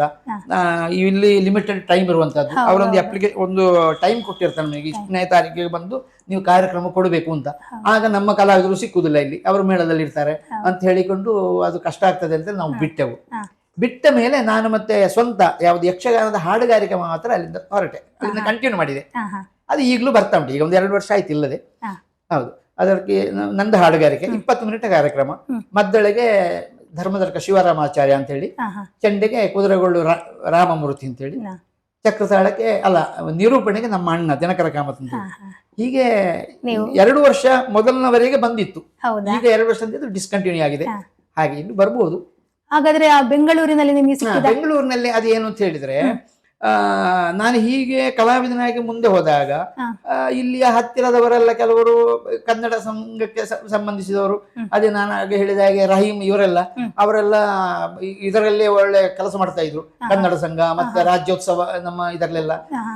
ಹಾಗೆ ಅವರು ನನ್ನನ್ನು ಸೆಲೆಕ್ಟ್ ಮಾಡಿದ್ರು. ನನ್ನನ್ನು ಸೆಲೆಕ್ಟ್ ಮಾಡಿ ಏನೋ ಒಂದು ಇದಕ್ಕೆ ನನಗೆ ಸಿಕ್ಕಿತು. ಸಿಕ್ಕಿತು. ಹಾಗೆ ಅದು ಪ್ರಶಸ್ತಿ ಮಾತ್ರ ಬೆಂಗಳೂರಿನಲ್ಲಿ ಸಿಕ್ಕಿತು. ಬೆಂಗಳೂರಿನಲ್ಲಿ ಸಿಕ್ಕಿತು, ಹೌದು, ಕನ್ನಡ ಹೌದು. ತುಂಬಾ ಅದು ಕೂಡ ನನಗೊಂದು ಸಂತೋಷದ ವಿಷಯ ಆಗ ಸಿಕ್ಕಿದ್ದು. ಹೌದು ಸರ್, ನೀವು ಈ ಶಾಸ್ತ್ರೀಯ ಸಂಗೀತವನ್ನು, ಕರ್ನಾಟಕ ಶಾಸ್ತ್ರೀಯ ಸಂಗೀತ 9 ವರ್ಷಗಳ ಕಾಲ ನೀವು ತರಬೇತಿಯನ್ನು ಪಡೆದು ಅಲ್ಲಿಯ ಜೂನಿಯರ್ ಪರೀಕ್ಷೆಯಲ್ಲಿ ನೀವು ಪ್ರಥಮ ಸ್ಥಾನವನ್ನು ಪಡೆದಿದ್ದೀರಿ ಅಂತ ಕೇಳಿದ್ದೇವೆ. ಅದು ಆ ಬಗ್ಗೆ ಹೇಗೆ ಸರ್? ಅದೇ ಅಂದ್ರೆ ಸಂಗೀತ ಅಂತ ಹೇಳಿದ್ರೆ ಕೆಲವರು ಈಗ ಹೇಳುವ ರೀತಿಯಲ್ಲಿ ಒಂದು 20 ಮಕ್ಕಳು ಕಲ್ತ್ರೆ 2 ಮಾತ್ರ ಉಳಿಯುವುದು, ಅಂದ್ರೆ ಅಷ್ಟು ಕ್ಲಿಷ್ಟಕರವಾಗಿರುವಂತಹ ಒಂದು ಪ್ರಕಾರ ಅದು ಸಂಗೀತ ಅಂತ ಹೇಳಿದ್ರೆ.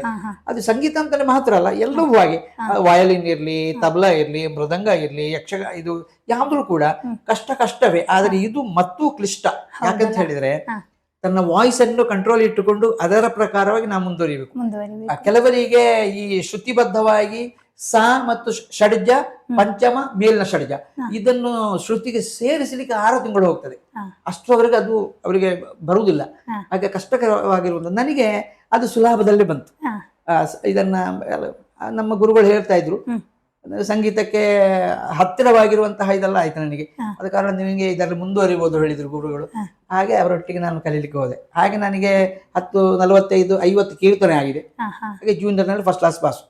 ಅದು ಸಿಕ್ಕಿದ ಕಾರಣ ನಾನು ಈಗ ಯಕ್ಷಗಾನಕ್ಕೆ, ಈ ಹಾಡುಗಾರಿಕೆಯಲ್ಲಿ ನಾನು ಸ್ವಲ್ಪ ಹಾಡುಗಾರಿಕೆ ಎಲ್ಲ ಹೋಗ್ಲಿಕ್ಕೆ ತುಂಬಾ ನನಗೆ ಸಹಾಯವಾದ ಸಂಗೀತ. ಒಬ್ಬ ಭಾಗವತನಿಗೆ ಅವ ಸಂಗೀತ ಅವ ಕಲ್ತದಿದ್ರೆ ಅದು ಮತ್ತೊಂದು ಪ್ಲಸ್ ಪಾಯಿಂಟ್. ಸರ್, ನೀವು ನಂದಾವರ ಮೇಳದಲ್ಲಿ 1 ವರ್ಷಗಳ ಕಾಲ ತಿರುಗಾಟವನ್ನು ಮಾಡಿದ್ದೀರಿ ಅಂತ ಕೇಳಿದ್ದೇನೆ. ಆ ಕಾಲದಲ್ಲಿ ಮೂಡುಬಿದ್ರೆ ಕೃಷ್ಣರಾವ್, ಕಾಂಚನ ಸಂಜೀವರೈ, ಪೆರುವಡಿ ನಾರಾಯಣ ಭಟ್ರು ಮುಂತಾದ ದಿಗ್ಗಜರೊಂದಿಗೆ ನೀವು ಒಡನಾಟವನ್ನು ಮಾಡಿದ್ದೀರಿ. ಹಾಗಾದರೆ ಆ ಒಡನಾಟ ಹೇಗಿತ್ತು ಸರ್? ಅದೇ ನಾನು ಹೇಳಿದೆ, BSc B.Ed ಮಾಡಿ 1 ವರ್ಷ ನಾನು ನಂದಾವರ ಮೇಳಕ್ಕೆ ಹೋದ್ದು ಅಂತ ಹೇಳಿದ್ದೆ. ಹೌದೌದು ಸರ್. ನಂದಾವರ ಮೇಳ ಬಹಳ ದೊಡ್ಡ ಗಜ ಮೇಳ ಆಗಿತ್ತು. ದೊಡ್ಡ ಕಲಾವಿದರಿದ್ರು. ಅದರಲ್ಲಿ ನೀವು ಹೇಳಿದಾಗೆ ಕಾಂಚನ ಸಂಜೀವರೈ ಫೇಮಸ್ ಕಲಾವಿದರು, ಅವರಿದ್ರು. ಹಾಸ್ಯಕ್ಕೆ ಪೆರುವಡಿ ನಾರಾಯಣ ಭಟ್ರು ಇದ್ರು. ಮತ್ತೆ ಧರ್ಮಸ್ಥಳ ಮನೋಹರ್ ಕುಮಾರ್, ಅವರೆಲ್ಲ ಈಗ ದೊಡ್ಡ ಕಲಾವಿದರು. ಆವಾಗ ಇದೀಗ 1982 ವಿಷಯ ಹೇಳಿದ್ದೆ ನಾನು, 83ರಲ್ಲಿ. ಆಗ ಸಣ್ಣ ಪ್ರಾಯ ಅವರಿಗೆ. ಒಳ್ಳೆ ವೇಷ ಮಾಡ್ತಾ ಇದ್ರು ಧರ್ಮಸ್ಥಳ ಮನೋಹರ್ ಕುಮಾರ್ರು. ಇವರೆಲ್ಲ ಮತ್ತೆ ಕುದುರೆಗುಳ ರಾಮ್ ಭಟ್ರು, ಅವರು ಕೂಡ ಹಿರಿಯ ಕಲಾವಿದರು. ಅವರು ಕೂಡ ಮದ್ಲೆಗಿದ್ರು. ಹಾಗೆ ಇವರೊಟ್ಟಿಗೆ ನನಗೆ ಒಂದು ತಿರುಗಾಟ ಮಾಡುವಂತಹ ಒಂದು ಅನುಭವ ಒದಗಿ ಬಂತು. ಎಲ್ಲ ದೊಡ್ಡ ಕಲಾವಿದರ ಒಟ್ಟಿಗೆ. ಸರ್, ಹಾಗಾದ್ರೆ ಆ ಮೇಳದಲ್ಲಿ ಭಾಗವತರಾಗಿ ಕುಬಣೂರು ಶ್ರೀಧರ್ ರಾವ್ ಅವರಿದ್ರು. ಮತ್ತೊಬ್ರು ಇವರು ಬೈಪಾಡಿ ತಾಯರಿದ್ರು. ಅವರು ಕೂಡ ಇಬ್ರು ಭಾಗವತರು ಇದ್ರು. ಅವರ ಜೊತೆ ಎಲ್ಲ ಹೇಗಿತ್ತು ನಿಮ್ಮ ಒಡನಾಟ ಎಲ್ಲ? ಈ ಕುಬಣೂರು ಶ್ರೀಧರ್ ರಾಯರು ಅಂತ ಹೇಳಿದ್ರೆ ಅವರಿಗೆ ನನ್ನಿಂದ ಬಾಲ್ಯದಿಂದಲೇ ಒಡನಾಟ. ನಾನು ಇಲ್ಲಿ ಪೈವೇಳಿಕೆ ಶಾಲೆಯಲ್ಲಿ SLC ಮಾಡ್ತಾ ಇರುವಾಗಲೇ, 8ನೇ ಕ್ಲಾಸ್ಗೆ ಹೋಗ್ತಾ ಇರುವಾಗಲೇ ಅವರ ಮನೆ ಇಲ್ಲಿ ಕುಬಣೂರಿನಲ್ಲಿ. ಹಾಗೆ ನನಗೂ ಅವರು ಸಂಗೀತಗಾರರು, ನಾನು ಸಂಗೀತ ಕಲೀಲಿಕ್ಕೆ ಹೊರಡುವವ. ಹಾಗೆ ನನಗೂ ಅವರಿಗೂ ಬಹಳ ನನ್ನ ಗುರುವಿನ ಸಮಾನ ಅವರು. ಯಾಕಂದ್ರೆ ಆತ್ಮೀಯತೆ, ಅಷ್ಟು ಆತ್ಮೀಯತೆ ಇದ್ದು. ಮತ್ತೆ ಅಲ್ಲಿ ತಾಳಮದ್ದಳೆಗಳೆಲ್ಲ ಆಗ್ತಾ ಇತ್ತು. ಹಾಗೆ ತಾಳಮದ್ದಳೆಗೆ ಪ್ರತಿ ಕಾರ್ಯಕ್ರಮಕ್ಕೆ ನನ್ನನ್ನು ಕರೀತಾ ಇದ್ರು ಆಗಲೇ. ಆಗ ನಾನು ಅವರೊಟ್ಟಿಗೆ ಹೋಗುದು, ತಾಳಮದ್ದಳೆಗಳ ಅಟೆಂಡ್ ಆಗುದು, ಮದ್ದಳೆಗಾರನಾಗಿ, ಚೆಂಡೆಗಾರನಾಗಿ. ಈಗ ಹಾಗೆ ನನಗೆ ಮತ್ತೆ ಹೇಗೂ ಅವರು ಸಂಗೀತಗಾರರು. ಹಾಗೆ ಅನ್ಯೋನ್ಯತೆ. ಹಾಗೆ ಮತ್ತೊಬ್ಬ ಮೋಹನ ಬೈಪಾಡಿತಾಯ, ಇವರ ಜೊತೆ ಹೇಗಿತ್ತು ನಿಮ್ಮದು ಒಡನಾಟ? ಮೋಹನ ಬೈಪಾಡಿತಾಯರ ದೊಡ್ಡ ಒಡನಾಟ ಇರ್ಲಿಲ್ಲ, ಅಂತೂ ಒಳ್ಳೆ ಭಾಗವತರಾಗಿದ್ದರು. ಅದೇ ರೀತಿ ಕುದುರೆಕೂಡ್ಲು ರಾಮ್ ಭಟ್ರು ಖ್ಯಾತ ಹಿಮ್ಮೇಳ ಕಲಾವಿದರಲ್ವಾ ಸರ್? ಇವರ ಜೊತೆ ನೀವು ಒಡನಾಡಿದ ಸಮಯಗಳು? ಕುದುರೆಕೂಡ್ಲು ರಾಮ್ ಭಟ್ರು ಅಂತ ಹೇಳಿದ್ರೆ ಇಲ್ಲಿ ಹತ್ತಿರದವರು. ಅವರು ನಾನು ಸಣ್ಣದಿರುವಾಗಲೇ ಅವರನ್ನು ನಾನು ಯಾವಾಗಲೂ ನೋಡ್ತಾ ಇದ್ದೆ. ಒಳ್ಳೆ ಕಲಾವಿದರು. ಮದ್ದಳೆಯಲ್ಲಿ, ಉರುಳಿಗೆಯಲ್ಲಿ ಬಹಳ ಫೇಮಸ್ ಅವರು. ಅಷ್ಟು ಸ್ಪಷ್ಟ ಒಳ್ಳೆ ಕಲಾವಿದರು, ಮೊದಲನವರು. ಅವರಿಗೆ ನಮ್ಮ ಮನೆ ಹತ್ತಿರದವರಾದ ಕಾರಣ ಪ್ರತಿ ಕಾರ್ಯಕ್ರಮಕ್ಕೆ ಅವರು ನನಗೆ ಸಿಗ್ತಾ ಇದ್ರು. ಹಾಗೆ ಅನ್ಯೋನ್ಯತೆ. ಸರ್, ಹಾಗಾದ್ರೆ 1 ವರ್ಷ ತಿರುಗಾಟದ ನಂತರ ಮೇಳ ತಿರುಗಾಟ ಮುಂದುವರಿಸದೇ ಇರುವುದಕ್ಕೆ ಏನು ಸರ್ ಕಾರಣ ಅಂತ ಹೇಳಿದ್ರೆ, ನಾನು ಮೇಳದಕ್ಕೆ ಹೋಗಿ 2-3 ತಿಂಗಳಲ್ಲಿ ನನಗೆ ಒಂದೊಂದು ಕುರುಡಬದು ಹೈಯರ್ ಸೆಕೆಂಡರಿ ಶಾಲೆಯಲ್ಲಿ ನನಗೆ ಅಪಾಯಿಂಟ್ಮೆಂಟ್ಗೆ ಕರೆದ್ರು. ಹಾಗೆ ನಾನು ಮೇಳವನ್ನು 1 ವರ್ಷ ಕಂಪ್ಲೀಟ್ ಮಾಡಿದ ಮೇಲೆ ಅಲ್ಲಿ ಅಧ್ಯಾಪಕನಾಗಿ ಸೇರಿದೆ. ಹಾಗೆ ನಾನು ಮತ್ತೆ ಮೇಳಕ್ಕೆ ಹೋಗದಿರ್ಲಿಕ್ಕೆ ಕಾರಣ ಹಾಗೆ. ಹೌದು. ಇನ್ನು ಮುಂದೆ ಮೇಳದಲ್ಲಿ ತಿರುಗಾಟ ಮಾಡಲು ನಿಮಗೆ ಆಸೆ ಇದೆಯಾ ಸರ್? ಆಸೆ ಅಂತ ಹೇಳಿದ್ರೆ ಈಗ ನನಗೆ 68 ವರ್ಷ. ಆಸೆ ಈಗಲೂ ಇದೆ, ಹೋಗುವ ಪರಿಸ್ಥಿತಿ ಇಲ್ಲ ಮಾತ್ರ. ಇನ್ನೊಂದು 5 ವರ್ಷ 10 ವರ್ಷ ನನಗೆ ದುಡಿಬಹುದು ಅಂತ ಕಾಣ್ತದೆ, ಆದ್ರೆ ಮನೆ ಬಿಟ್ಟು ಹೋಗುವಂತ ಪರಿಸ್ಥಿತಿ ಇಲ್ಲ. ಆಸೆ ಖಂಡಿತವಾಗಿಯೂ ಇದೆ ಖಂಡಿತ ನಿಮಗೆ. ಖಂಡಿತ ಖಂಡಿತ. ಯಾಕಂತ ಅವಕಾಶ ಹೇಳಿದ್ರೆ ಸಿಕ್ಕಿದ್ರೆ ನೀವು ಹೌದು, ಖಂಡಿತವಾಗಿ ಯಕ್ಷಗಾನ ಮೇಳಕ್ಕೆ ಯಾವ ಮೇಳಕ್ಕೆ ಹೋದ್ರು ಕೂಡ ಈಗ ನನ್ನನ್ನು ಅವರು ಸ್ವೀಕಾರ ಮಾಡ್ಯಾರು. ಮಾಡ್ಯಾರ. ನಾನು ಮಾತ್ರ ಹೋಗುದಿಲ್ಲ, ಹೋಗ್ಲಿಕ್ಕೆ ನನಗೆ ಸಾಧ್ಯ ಇಲ್ಲ. ಯಾಕಂತ ಹೇಳಿದ್ರೆ ಹಾ. ಮನೆಯವರನ್ನು ಬಿಟ್ಟು ಹೋಗ್ಬೇಕು, ಜವಾಬ್ದಾರಿ ಉಂಟು, ಹೌದು ಸರ್. ತೋಟ ಇದೆ, ರೋಡ್ ಸೈಡ್ ಮನೆ, ಆದ್ದರಿಂದ ಹೋಗ್ಲಿಕ್ಕೆ ಕಷ್ಟ. ಮೇಳದಲ್ಲಿ ಹಾಗೆಯೇ ಹವ್ಯಾಸಿಯಾಗಿ ಯಕ್ಷರಂಗದಲ್ಲಿ ಇರುವ ವ್ಯತ್ಯಾಸ ಏನು ಸರ್? ಅಂದ್ರೆ ಹವ್ಯಾಸಿ ಕಲಾವಿದರು ಮತ್ತು ಮೇಳದ ಕಲಾವಿದರು ಅಂತ ಹೇಳುವಂತಹದ್ದು ಉಂಟು. ಹಾ. ಹವ್ಯಾಸಿ ಕಲಾವಿದರು ಅಂತ ಹೇಳಿದ್ರೆ ಅವರು ಹೀಗೆ ಒಬ್ಬ ಗುರುಮುಖಿಯನ್ನ ಅವರಾಗಿ ಕಲಿತು ಹಾ. ಮೇಳಕ್ಕೆ ಹೋಗದೆ ಹವ್ಯಾಸ ತಂಡದಲ್ಲಿಯೇ ವೇಷಗಳನ್ನೆಲ್ಲ ಮಾಡಿ ಮುಂದೆ ಹೋಗ್ತಾ ಇರುವಂತಹ ಕಲಾವಿದರು. ಹಾ. ಮೇಳದ ಕಲಾವಿದರು ಅಂತ ಹೇಳಿದ್ರೆ ಹವ್ಯಾಸದಲ್ಲಿ ಇದ್ದುಕೊಂಡು ಅದರಲ್ಲಿ ಪರಿಣತಿ ಹೊಂದಿ ಇನ್ನು ಮೇಳಕ್ಕೆ ಹೋಗ್ಬೋದು ಅಂತ ಹೇಳುವಂತಹ ಆ ಕೆಪಾಸಿಟಿ ಇದ್ದವರು ಮಾತ್ರ ಮೇಳಕ್ಕೆ ಹೋಗುದು. ಮೇಳಕ್ಕೆ ಹೋದ್ರೆ ಕಲಾವಿದರು ಸ್ವಲ್ಪ ಪರ್ಫೆಕ್ಟ್ ಇರಬೇಕು ಅಂತ ಲೆಕ್ಕ. ತಾಳ ಇರ್ಲಿ, ಅವರ ಕುಣಿತ ಇರ್ಲಿ, ಮತ್ತೆ ಮೇಯ್ನು ಮಾತುಗಾರಿಕೆ. ಈಗ ಕಲಾವಿದರಲ್ಲಿ ನಾವು ಕಾಣ್ತೇವೆ ತಾಳ ಕುಣಿತ ಎಲ್ಲ ಒಳ್ಳೆದಿರ್ತದೆ, ಮಾತುಗಾರಿಕೆ ಕಡಿಮೆ ಇರ್ತದೆ. ಕೆಲವರದ್ದು ಹಾಗಲ್ಲ, ಒಳ್ಳೆ ಮಾತುಗಾರಿಕೆ ಇರ್ತದೆ, ನಾಟ್ಯ ಇರುವುದಿಲ್ಲ. ಅಂತ ಕಲಾವಿದರೆಲ್ಲ ನಾವು ಇದಕ್ಕಿಂತ ಮೊದಲು ತುಂಬಾ ನೋಡಿದ್ದೇವೆ. ಆದ್ರೆ ಎರಡರಲ್ಲಿಯೂ ಪರಿಣತ ಆಗಿದ್ದಂತಹ ಕಲಾವಿದರು ಇದ್ರೆ ಅದು ಮೇಳಕ್ಕೆ ಪ್ಲಸ್ ಪಾಯಿಂಟ್. ಹಾಗೆ ಸರಿಯಾಗಿ ಪರ್ಫೆಕ್ಟ್ ಆಗಿ ಕಲ್ತಾದ ಮೇಲೆಯೇ ಅವರು ಮೇಳಕ್ಕೆ ಹೋಗುದು ಲೆಕ್ಕ. ಈಗ ನಾವು ಶಾಲೆಯಲ್ಲಿ ಒಂದು ಟೀಚರ್ ಅನ್ನು ಅಪಾಯಿಂಟ್ಮೆಂಟ್ ಮಾಡುವಾಗ ಅವರಿಗೊಂದು ಮಾನದಂಡ ಇರ್ತದೆ.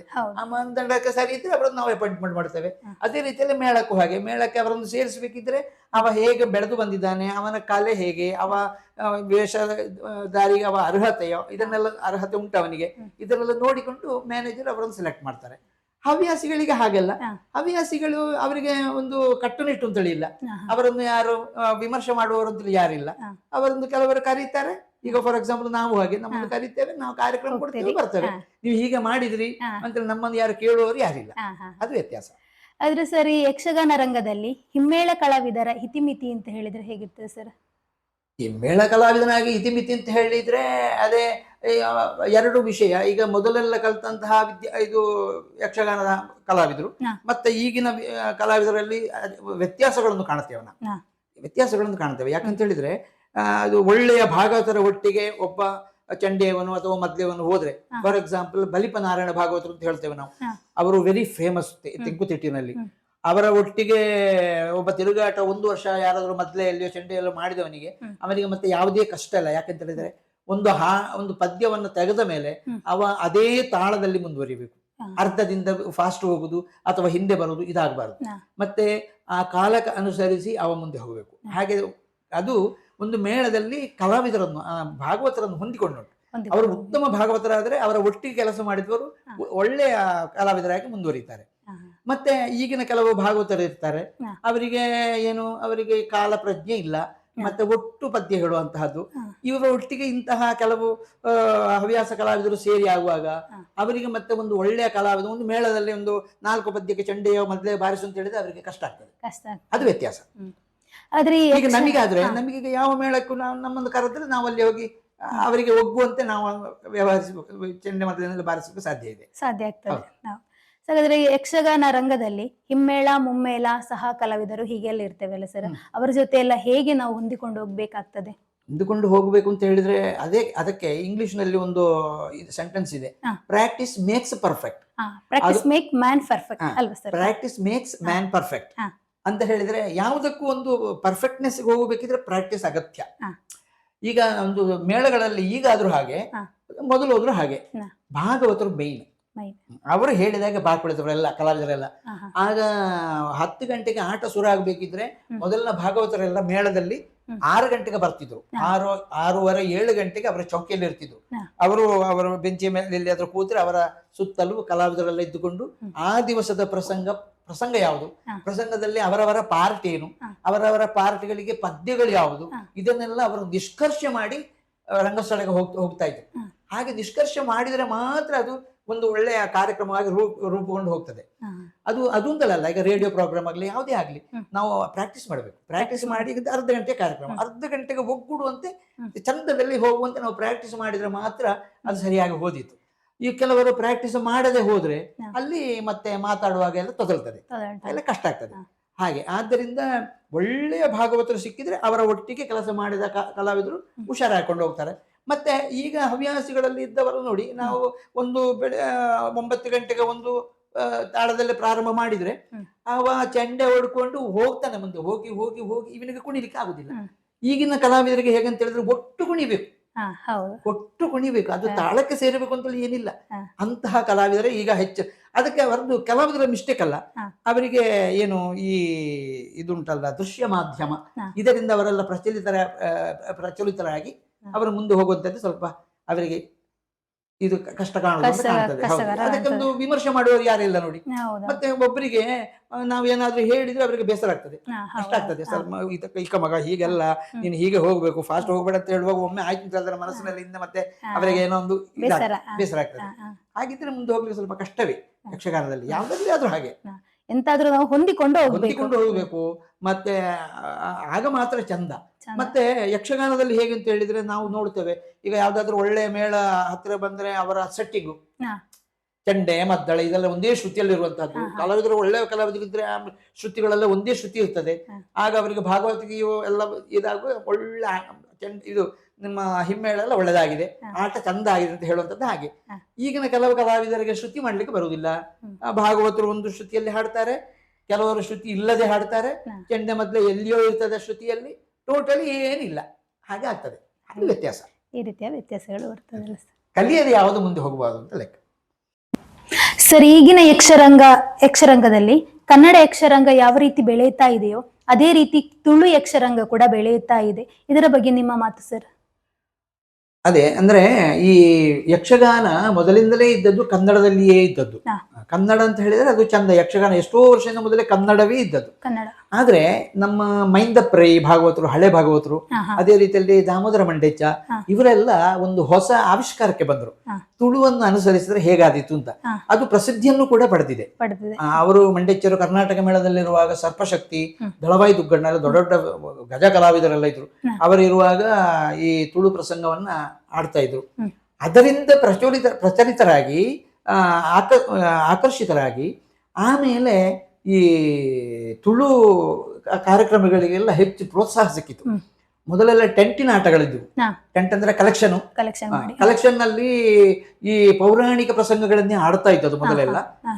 ಈ ಪೌರಾಣಿಕ ಪ್ರಸಂಗಗಳನ್ನೇ ಆಡಿದ್ದನ್ನೇ ಆಡೋದು, ಇವತ್ತು ಮಾಡಿದ್ದೇನೆ ನಾಳೆ ಮಾಡಿ. ಆಗ ದೊಡ್ಡ ಸಭಿಕರು ಸೇರ್ತಾ ಇರಲಿಲ್ಲ. ಆಮೇಲೆ ಅಂದ್ರೆ ಕಲೆಕ್ಷನ್ ಇರ್ಲಿಲ್ಲ.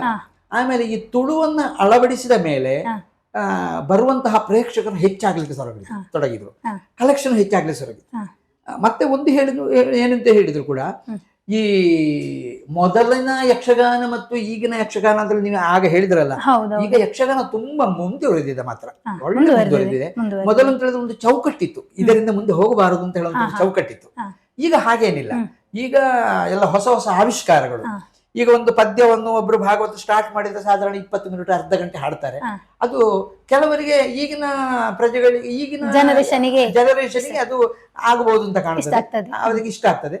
ಕೆಲವರು ಈ ಹಳೆ ಕಲಾವಿದರಿಗೆ ಅದು ಇಷ್ಟ ಆಗುದಿಲ್ಲ, ಯಾಕಂದ್ರೆ ಅವ ತಪ್ಪಿ ನಮ್ಮ ಇದನ್ನು ತಪ್ಪಿ ಮುಂದೆ ಹೋಗ್ತಾನೋ ಅಂತ ಹೇಳುವಂತ ಒಂದು ಇದು ಬರ್ತದೆ ಕೆಲವರಿಗೆಲ್ಲ, ಹಾಗೆ ಬರ್ತದೆ.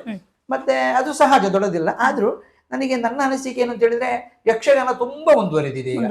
ಮೊದಲು ಹಾಗೆ ಯಕ್ಷಗಾನಕ್ಕೆ ಫೈನಾನ್ಷಿಯಲಿ ಆಗ ನಮಗೆ ದೊಡ್ಡ ಇದಿರ್ಲಿಲ್ಲ, ಯಾಕಂತ ಹೇಳಿದ್ರೆ ಹಣ ಎಲ್ಲ ಬಹಳ ಕಷ್ಟ ಆಗ್ತಾ ಇತ್ತು. ಈಗ ಹಾಗೇನಿಲ್ಲ, ಈಗ ಕಲಾವಿದರಿಗೆ ತುಂಬಾ ಫೆಸಿಲಿಟಿ ಇದೆ. ಮೊದಲೆಲ್ಲ ಹೇಗೆ ಅಂತ ಹೇಳಿದ್ರೆ, ಒಂದು ಮೇಳದಿಂದ ಒಂದು ಕ್ಯಾಂಪಿಂದ ಮತ್ತೊಂದು ಕ್ಯಾಂಪಿಗೆ ನಡ್ಕೊಂಡು ಹೋಗುವಂತ ಪರಿಸ್ಥಿತಿ ಇತ್ತು ಮೊದಲಿನ. ಇದು ರಂಗಸ್ಥಳದಲ್ಲಿ ನಿಮಗೆ ಮೈಕ್ ಇಲ್ಲ, ಮತ್ತೆ ಇದಿರ್ಲಿಲ್ಲ, ಇಂಥದ್ದು ಟ್ಯೂಬ್ ಲೈಟ್ಸ್ ಎಲ್ಲ, ಕರೆಂಟ್ ಇಲ್ಲ. ಇದು ದೊಂದಿಯ ಇದನ್ನು ಉಪಯೋಗಿಸಿ ಮೊದಲೆಲ್ಲ ಆಟ ನಡೆದದ್ದು ಉಂಟು. ಮೊದಲೆಲ್ಲ ಹಾಗೆ ಅದೆಲ್ಲ ಹೋಗಿ ಹೋಗಿ ಆಮೇಲೆ ಕರೆಂಟ್ ಆಯ್ತು. ಕರೆಂಟ್ ಆದ್ಮೇಲೆ ಮತ್ತೆ ರಂಗಸ್ಥಳಕ್ಕೆ ಒಂದು ಆಯಕಟ್ಟು ಬಂತು, ಅದೆಲ್ಲ ಚಂದ ಆಯ್ತು. ಆಮೇಲೆ ಚೌಕಟ್ಟಾಯ್ತು. ರಂಗಸ್ಥಳ ಆದ್ಮೇಲೆ ಅದಕ್ಕೆ ಕರೆಂಟ್ ಬಂತು, ಮತ್ತೆ ಎಲ್ಲ ಚಂದ ಆಗಿ ವರ್ಷ ಹೋದ ಹಾಗೆ ಅದು ಅಭಿವೃದ್ಧಿ ಆವಿಷ್ಕಾರ ಆಗಿ ಹೋಯಿತು. ಹಾಗೆ ಕಲಾವಿದರು ಹಾಗೆ. ಈಗ ಮತ್ತೆಲ್ಲ ಒಂದು ಹೇಗಂತ ಹೇಳಿದ್ರೆ, ನೀವು ಹಾಗೆ ಹೇಳಿದಾಗ ಯೂಟ್ಯೂಬ್ ನೋಡಿ ನಾವೊಂದು ಇದು ಕಲಿಯುವುದಂದ್ರೆ ಹೇಗೆ, ಅದು ಅನುಕರಣೆ ಅಲ್ವಾ? ಅದನ್ನು ನೋಡಿ ಅದ್ರ ಹಾಗೆ ನಾವು ಕಲಿಯುವ. ಹಾಗೆ ಕಲಾವಿದರು ಏನ್ ಮಾಡ್ತಾರೆ, ಒಬ್ಬ ಒಳ್ಳೆ ಕಲಾವಿದರ ನಿಂತ ಅವನನ್ನು ನೋಡಿ ನಾವು ಅನುಕರಣೆ ಮಾಡ್ತೇವೆ. ಭಾಗವತ ಇದ್ರು ಕೂಡ ಪದ್ಯಗಳ ಶೈಲಿ, ಅವರದ್ದು ನನಗೆ ಸಂಗೀತದ ಜ್ಞಾನ ಇದೆ ಅಂತ ಹೇಳಿದ್ರೆ ಅವರ ಇದರಲ್ಲಿ ಹೇಳುವಂತಹದ್ದು. ಪಟ್ಲರ ಶೈಲಿ, ಪಟ್ಲರು ಒಳ್ಳೆ ಭಾಗವತರು, ಅವರ ಶೈಲಿಯಲ್ಲಿ ಹಾಡ್ಲಿಕ್ಕೆ ಟ್ರೈ ಮಾಡುವಂತಹದ್ದು. ಅದು ಯಾವುದಕ್ಕೂ ನಮಗೆ ಬೇಕು ಅಂತ ಕಂಡ್ರೆ ಅದನ್ನು ನಾವು ಮುಂದುವರಿಯಬಹುದು. ಹಾಗೆ ಈಗಿನ ಯಕ್ಷಗಾನದ ಕಲಾವಿದರೆಲ್ಲ ಈಗಿನ ಇದು ಸ್ವಲ್ಪ ತುಂಬಾ ಬೆಳೆದ ಕಾರಣ ಈಗ ಯಕ್ಷಗಾನಕ್ಕೆ ಒಳ್ಳೆ ಬೆಲೆ ಇದೆ, ಒಳ್ಳೆ ಬೆಲೆ ಇದೆ. ಈಗ ತುಂಬಾ ಕಡೆಯಲ್ಲಿ ಯಕ್ಷಗಾನ ಈಗ ಮೊದಲು ಆಗದಿದ್ದಂತಹ ಸ್ಥಳಗಳಲ್ಲಿ ಯಕ್ಷಗಾನಿಗೆ ಆಗ್ತಾ ಉಂಟು. ಅದಕ್ಕೆ ಒಳ್ಳೆ ಪ್ರೋತ್ಸಾಹ. ಜನ ಎಲ್ಲ ಚಂದ ಮಾಡಿ ಹೌದು. ಪ್ರೋತ್ಸಾಹ ಹೌದು. ಕೊಡ್ತಿದ್ದಾರೆ. ಯಕ್ಷಗಾನ ಯುವ ಕಲಾವಿದರಿಗೆ ಸರ್ಕಾರದಿಂದ ಅಥವಾ ಸಂಘ ಸಂಸ್ಥೆಗಳಿಂದ ಪ್ರೋತ್ಸಾಹ ಸಿಗ್ತಾ ಇದೆಯಾ ಸರ್? ಯಕ್ಷಗಾನದ ಯುವ ಕಲಾವಿದರಿಗೆ ಸಿಕ್ಕುವಂತದ್ದು ಉಂಟಲ್ಲ, ಹಾ. ಯಕ್ಷಗಾನ ಕಲಾವಿದರಿಗೆ ಸರ್ಕಾರದಿಂದ ಪ್ರೋತ್ಸಾಹಧನ ಸಿಗ್ತದೆ. ಹಾ. ಅವರಿಗೆ ಗೌರವಧನ ಅಂತೇಳಿ ಒಂದು ತಿಂಗಳಿಗೆ 500 ರೂಪಾಯಿ ಕೊಡ್ತಾ ಇದ್ರು ಮೊದಲು. ಹಾ. ಈಗ 1,000 ಆಗಿದೆ ಅಂತ ಕಾಣ್ತದೆ, ಮೊದಲು ಇತ್ತು. ಹಾಗೆ ನಮ್ಮ ತಂದೆಯವರಿಗೆ ಗೌರವಧನಕ್ಕೆ ಬೇಕಾಗಿ ನಾನು ಎಷ್ಟೋ ವರ್ಷ ಶ್ರಮಿಸಿದವ. ದೊಡ್ಡ ಕಲಾವಿದರಾಗಿದ್ರು. ಆಗ ಮೊದಲೆಲ್ಲ ಕಷ್ಟ ಮಾತ್ರ ಬರುದು. ಒಂದು ಮೇಳದಲ್ಲಿ ಒಂದು ಆಟ ಅಂತ ಹೇಳಿದ್ರೆ ಅವ ಚಂಡೆಯವ ಫಾರ್ ಎಕ್ಸಾಂಪಲ್ 6 ಗಂಟೆಗೆ ಹೋಗಿ ಚೌಕಿಯಲ್ಲಿ ಕೂತ್ಕೊಳ್ಬೇಕು. ಅಲ್ಲಿ ಚಂಡ ಮೊದಲಿಂದ ಸರಿ ಮಾಡಿ ಆಮೇಲೆ 6 ಕಾಲಕ್ಕೆ ಒಂದು ಕೇಳಿ ಬಾರಿಸುವಂತದ್ದು ತಿಳಿತು. ಅದು ಬಾರಿಸಿದ ಮೇಲೆ ಮತ್ತೆ ಒಂದು ಅರ್ಧ ಗಂಟೆ ಅವನಿಗೆ ಅಷ್ಟು ಪಾಪ. ಆಮೇಲೆ ಒಂದು ಚಾಯ ಎಲ್ಲ ಕುಡಿದು ಬಂದ ಮೇಲೆ 6:30 7 ಗಂಟೆಗೆ ಆಟ ಶುರು ಆದ್ರೆ 8 9 ಗಂಟೆಗೆ ಪೀಠಿಗೆ ಶುರು ಆದ್ರೆ ದೇವಿ ಮಹಾತ್ಮ ಪ್ರಸಂಗ ಇದ್ರೆ ಬೆಳಿಗ್ಗಿನವರೆಗೆ ಚೆಂಡೆಗೆ ಒಬ್ಬನೇ ಇದ್ದದ್ದು. ಎಷ್ಟು ಕಷ್ಟ ನೋಡಿ. ಮದ್ದಳಿಯು ಹಾಗೆ. ಈಗ ನಮಗೆ 1 ಗಂಟೆ 1.5 ಗಂಟೆ ಕೂತ್ಕೊಳ್ಳಿಕ್ಕೆ ಕಷ್ಟ ಆಗ್ತದೆ. ಬೆಳಿಗ್ಗಿನವರೆಗೆ ಒಬ್ಬನೇ ಮದ್ಲೆಗಾರ, ಒಬ್ಬನೇ ಚೆಂಡೆಯವ, ಒಬ್ಬನೇ. ಇದು ಎಷ್ಟೋ ವರ್ಷ ಮೊದಲು ನಡೀತಾ ಇತ್ತು. ಇದೆಲ್ಲ ಆವಿಷ್ಕಾರ ಹೋಗಿ ಹೋಗಿ ಈಗ ಒಂದು ಅದನ್ನು ಕಾಲಮಿತಿಗೆ ತಂದ್ರು. ಜನ ಸೇರುವುದಿಲ್ಲ, ಹಾಗೆ ಕಷ್ಟ ಆಗ್ತದೆ ಅಂತೇಳಿ ಕಾಲಮಿತಿಗೆ ತಂದ್ರು. ಕಾಲಮಿತಿಯಲ್ಲಿಯೂ ಕೂಡ 2 ಜನ 3 ಜನ ಭಾಗವತರುಗಳು ಹಿಮ್ಮೇಳಕ್ಕೆಲ್ಲ ಆದ ಕಾರಣ ಯಕ್ಷಗಾನಕ್ಕೆ ಒಳ್ಳೆಯ ಇದಿದೆ. ಏನು ಫೆಸಿಲಿಟಿ ಎಲ್ಲ ತುಂಬಾ ಇದೆ. ಕಲಾವಿದರು ದೊಡ್ಡ ಕಷ್ಟ ಏನಿಲ್ಲ ಅಂತ. ಯುವ ಕಲಾವಿದರಿಗೆ ಅದೇ ಹೇಳಿದ್ದೆ ನಾನು. ಈಗ ಎಂತ ಅಂತ ಹೇಳಿದ್ರೆ ಗೌರವಧನ ಸಿಕ್ಕಬೇಕಿದ್ರೆ ಗೌರ್ಮೆಂಟಿನ ಒಂದು ಮಾನದಂಡ ಅಂತ ಹೇಳಿದೆ. ಅಂತವರಿಗೆ ಮಾತ್ರ ಸಿಕ್ಕುವಂತದ್ದು. ಸುಲಭದಲ್ಲಿ ಗೌರ್ಮೆಂಟ್ ಪೈಸೆ ಹಣ ಕೊಡುದಿಲ್ಲ. ಹಾಗೆ ನಾನು ತಂದೆಯವರಿಗೆ ಅವರು 35 ವರ್ಷ ಮೇಳದಲ್ಲಿ ತಿರುಗಾಟ ಅವರಿಗೆ. ಹಾಗಿದ್ರೆ ಈ 35 ವರ್ಷದ ಅವರಿಗೆ ಅನುಭವದ ಸರ್ಟಿಫಿಕೇಟ್ ಮ್ಯಾನೇಜರ್ಗಳು ಕೊಡಬೇಕು. ಅದಕ್ಕೆ ಬೇಕಾಗಿ ಈ ಎಲ್ಲ ಮೇಳಗಳ ಮನೆಗಳಿಗೆ ಹೋಗಿ ಮ್ಯಾನೇಜರ್ ಮನೆಗೆ ಹೋಗಿ ಅವರಿಂದ ಎಕ್ಸ್ಪೀರಿಯನ್ಸ್ ಸರ್ಟಿಫಿಕೇಟ್ ನಾನೇ ತಕೊಂಡು ಬಂದವ ತಂದೆಯವರಿಗೆ ಬೇಕಾಗಿ. ಅದು ಕರ್ನಾಟಕ ಮೇಳ ಇರ್ಲಿ, ಕಟೀಲು ಇರ್ಲಿ, ಹೀಗೆ ಧರ್ಮಸ್ಥಳ ಎಲ್ಲಗೂ ಹೆಗ್ಡೆಯವರೆಲ್ಲಿಗೂ ಕೂಡ ನಾನು ಹೋಗಿದ್ದೇನೆ. ಹೋಗಿ ಅವರ ಸರ್ಟಿಫಿಕೇಟ್ ಅಲ್ಲಿ ತಕೊಂಡು ಬಂದು ಅವರು ಬರೆದು ಕೊಟ್ಟಿದ್ದಾರೆ ನನಗೆ ಇಷ್ಟು ವರ್ಷ ಇಷ್ಟವರೆಗೆ ಕಮಿಟಿಯವರು ನಮ್ಮ ಮೇಳದಲ್ಲಿ ಯಕ್ಷಗಾನಕ್ಕೆ ಚಂಡೆವಾದಕರಾಗಿದ್ರು ಅಂತೇಳಿ ಸಿಗ್ನೇಚರ್ ಹಾಕಿ ಅವರ ಫಾರ್ಮ್ಯಾಟ್ ಅನ್ನು ಇಟ್ಟುಕೊಂಡು ಸರ್ಕಾರಕ್ಕೆ ಅಪ್ಲಿಕೇಶನ್ ಹಾಕಿತು. ಹಾಕಿ ಅಲ್ಲಿಯೂ ಹಾಗೆ ಮತ್ತೆ ಮಿನಿಸ್ಟರ್ಗಳ ಲೆವೆಲ್ ನಲ್ಲಿ ಹೈ ಇನ್ಫ್ಲುಯೆನ್ಸ್ ಅಲ್ಲಿ ಹೋಗಬೇಕು. ಬೆಂಗಳೂರಿಗೆ ಎಷ್ಟು ಸಲ ಹೋಗಿದ್ರು ನನಗೆ ನೆನಪಿಲ್ಲ. ಹೋಯ್ತು 2-3 ವರ್ಷದಲ್ಲಿ ತಂದೆಯವರಿಗೆ ಗೌರವಧನವೇ ಬರಲಿಲ್ಲ. ಇನ್ನು ಬೇಡ, ನನಗೆ ಬಚ್ಚುತ್ತದೆ ಆಗ್ಲಿಕ್ಕಿಲ್ಲ ಅಂತ ನಾನು ಡಿಸ್ಕಂಟಿನ್ಯೂ ಮಾಡಿದೆ. ಈಗ ಮಾಡಿ 2-3 ವರ್ಷ ಕಳೆಯುವಾಗ 2 ಪಾಸ್ ಆಯ್ತು ತಂದೆಯವರಿಗೆ. 2 ಗೌರವಧನ. ಅದು 3 ವರ್ಷದಿಂದ ಮೊದಲಿಂದಲೇ ಒಂದು 500 ಪ್ರಕಾರ ಪಾಸ್ ಆಗಿದೆ. ಆಮೇಲೆ 150 ತಿಂಗಳಿಗೆ ಅದು ಪಾಸ್ ಆಗಿದೆ. 2 ತಗೊಳ್ಳಿಕ್ಕೆ ಸಾಧ್ಯ ಇಲ್ಲ. 2ರಲ್ಲಿ ಯಾವ್ದಾದ್ರು ಒಂದು ತಗೊಳ್ಬಹುದು ಅಂತ ಹೇಳಿ ಮತ್ತೆ 500 ರೂಪಾಯಿ ನಾವು ಸೆಲೆಕ್ಟ್ ಮಾಡಿ ತಗೊಂಡದ್ದು. ಹಾಗೆ ನನಗೆ ಅದರಲ್ಲಿ ಒಂದು 40,000 ರೂಪಾಯಿನ ಏರಿಯರ್ ಸಿಕ್ಕಿದೆ ಒಮ್ಮೆಲೆ. ಹಾಗೆ ಅದು ತಿಂಗಳು 500 ಸಿಗ್ತಾ ಇತ್ತು ಆ ಟೈಮ್ನಲ್ಲಿ. ಮತ್ತೆ ತಂದೆಯವರಿಗೆ ಅಸೌಖ್ಯತೆ ಆಯ್ತು. ಮತ್ತೆ ಸ್ವಲ್ಪ ವರ್ಷದಲ್ಲಿ ತಂದೆಯವರು ತೀರಿ ಹೋದ್ರು. ಹಾಗೆ ಗೌರವಧನ ಕಲಾವಿದರಿಗೆ ಸಿಗ್ತದೆ. ಕಲಾವಿದರಿಗೆ ಸಿಕ್ಕಬೇಕಿದ್ರೆ ಅದರ ಹಿಂದಿನಿಂದ ಸರ್ಕಾರದ ಅಪ್ಲಿಕೇಶನ್ ಕೊಡಬೇಕು. ಅದೆಲ್ಲ ತುಂಬಾ ಕಷ್ಟ ಇದೆ. ಈಗಲೂ ಹಾಗೆ. ಈಗ ನಾವು ಕಲಾವಿದರು ಹೇಳ್ತಾರೆ, ತುಂಬಾ ಎಕ್ಸ್ಪೀರಿಯನ್ಸ್ ಇದ್ದವರು, 50 ವರ್ಷ ಇದ್ದವರು ನನಗೆ ಏನು ಸರ್ಕಾರದ ಸಿಕ್ಲಿಲ್ಲ ಅಂತ ಹೇಳ್ತಾ ಇದ್ದಾರೆ. ಅದು ಹಾಗೆ ಸಿಕ್ಲಿಕ್ಕೆ ಸಾಧ್ಯ ಇಲ್ಲ. ಅದರಿಂದ ಬ್ಯಾಕ್ ಗ್ರೌಂಡ್ ಯಾರಾದ್ರೂ ಒಬ್ಬರು ಶ್ರಮಿಸಿದ್ರೆ ಮಾತ್ರ ಸಿಗ್ತದೆ. ಅದರಲ್ಲಿಯೂ ಇನ್ಫ್ಲುಯೆನ್ಸ್ ಉಂಟು. ಒಂದೇ ಹಾಗಿರುವ ಒಂದು 4-5 ಕಲಾವಿದರು ಇದ್ರು ಕೂಡ ಅದರಲ್ಲಿ ಅವರಿಗೆಲ್ಲ ನನಗೆ ಸಿಕ್ಕಬೇಕು ಅಂತ ಹೇಳುವಂತ ಇನ್ಫ್ಲುಯೆನ್ಸ್ ನಲ್ಲಿ ಸಿಕ್ಕುವಂತದ್ದು ಉಂಟು. ಹಾಗೆ ಉಂಟು. ಮತ್ತೆ ಯುವ ಕಲಾವಿದರಿಗೆ ಸರ್ಕಾರದಿಂದ ಸಿಕ್ಕುವಂತದ್ದು ಸರ್ಕಾರದಿಂದಲೇ ಇಲ್ಲ, ಮತ್ತೆ ಪ್ರೈವೇಟ್ ಸಂಸ್ಥೆಗಳಿಂದ ಏನಾದ್ರು ಸಂಘ ಸಂಸ್ಥೆಗಳಿಂದ ಅವರಿಗೆ ಸಿಗ್ಬೋದು ಅಷ್ಟೇ. ಯಕ್ಷರಂಗದಲ್ಲಿ ವಿಮರ್ಶಕರ ಅಗತ್ಯ ಇದೆಯಾ ಸರ್? ಖಂಡಿತ ಇದೆ. ಯಕ್ಷಗಾನದಲ್ಲಿ ವಿಮರ್ಶಕರು ಇಲ್ಲದಿದ್ರೆ ಆ ಒಬ್ಬ ಕಲಾವಿದ ಒಬ್ಬ ಅವನಿಗೆ ಪಾಪ ಗೊತ್ತಿರುವುದಿಲ್ಲ ನಾನು ಹೇಗೆ ಮಾಡಬೇಕು, ಏನು ಮಾಡಬೇಕು ನನಗೆ ಗೊತ್ತಿರುವುದಿಲ್ಲ. ಅವನಿಗೊಂದು ವೇಷ ಹಾಕುವಂಥದ್ದು ಅಥವಾ ಚೆಂಡೆ ಬಡಿಯುವಂಥದ್ದು, ಮದ್ಲೆ ಬಡಿಯುವಂಥದ್ದು ಒಂದು ಹುರುಪು ಮಾತ್ರ. ನಾನು ಹೇಗೆ ಮುಂದುವರಿಬೇಕು ಅಂತ ಹೇಳುವಂಥದ್ದು ಅವನಿಗೆ ಗೊತ್ತಿರುವುದಿಲ್ಲ. ಅವ ಯೂಟ್ಯೂಬ್ ನಲ್ಲಿ ಅಥವಾ ಬೇರೆ ಗುರುಗಳು ಯಾರಾದ್ರೂ ಇದನ್ನು ಅನುಕರಣೆ ಮಾಡಿಕೊಂಡು ಅವ ರಂಗಸ್ಥಳಕ್ಕೆ ಬರ್ತಾನೆ. ಬಂದಾದ ಮೇಲೆ ಅವನ ಕೆಲಸವನ್ನು ಮಾಡಿ ಹೀಗೆ ಬರುವಾಗ ಅದೇ ಕಂಟಿನ್ಯೂ ಆಗ್ತದೆ ಅವನಿಗೆ. ಅವನದಲ್ಲಿ ತುಂಬಾ ತಪ್ಪುಗಳು ಆ ತಪ್ಪುಗಳು ತಿದ್ದಲಿಕ್ಕೆ ಒಂದು ಮಾಧ್ಯಮ ಬೇಡುವ, ಅದಕ್ಕೆ ಬೇಕಾಗಿ ವಿಮರ್ಶೆ ಬೇಕು. ಮತ್ತೆ ಒಂದು ಸಹಜ ಮತ್ತೊಂದು ಒಳ್ಳೆಯ ಗುಣ ಆ ಕಲಾವಿದರಲ್ಲಿ ಇರಬೇಕು. ಅವರು ಸ್ವಲ್ಪ ಗೊತ್ತಿದ್ದವರ ಹತ್ರ ಕೇಳ್ಬೇಕು. ಸರ್ ನಾನು ಒಂದಿನ ಹೀಗೆ ಒಂದು ವೇಷ ಇತ್ತು, ಹೇಗಾಗಿದೆ ಸರ್ ನೀವು ನೋಡಿದ್ರಲ್ಲ ಅಂತ ಹೇಳುವಾಗ ಅವರ ವಿಮರ್ಶೆಗೆ ಉತ್ತರ ಅವರು ಸರಿಯಾಗಿ ಕೊಡಬೇಕು. ಕೊಟ್ಟಾಗ ಈ ಕಲಾವಿದನಿಗೆ ಅದು ಸರಿ ಅದನ್ನ ಒಪ್ಲಿಕ್ಕೆ ಇವನಿಗೆ ಮನಸ್ಸು ಬರಬೇಕು. ಸರಿ ಸರ್ ಸರಿ. ಅಂತಹ ಕಲಾವಿದರು ಕೂಡ ಇದ್ದಾರೆ, ಒಳ್ಳೆ ಮನಸ್ಸಿನ ಕಲಾವಿದರು.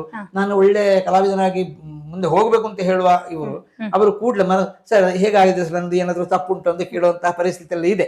ಹಾಗಿದ್ದವರು ಇದ್ರೆ ಖಂಡಿತವಾಗಿಯೂ ಅಂತಹ ಕಲಾವಿದರು ಮುಂದೆ ಹೋಗ್ಲಿಕ್ಕೆ ಚಾನ್ಸ್ ಇದೆ.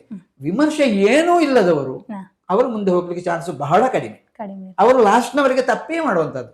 ಅವ್ರು ಏನು ಒಳ್ಳೇದು ಮಾಡಿ ಸರಿ ಒಂದು 10 ತಪ್ಪು ಮಾಡಿದ್ರೆ ಮುಂದೆ 2 ಸರಿ ಮಾಡ್ಯಾರ.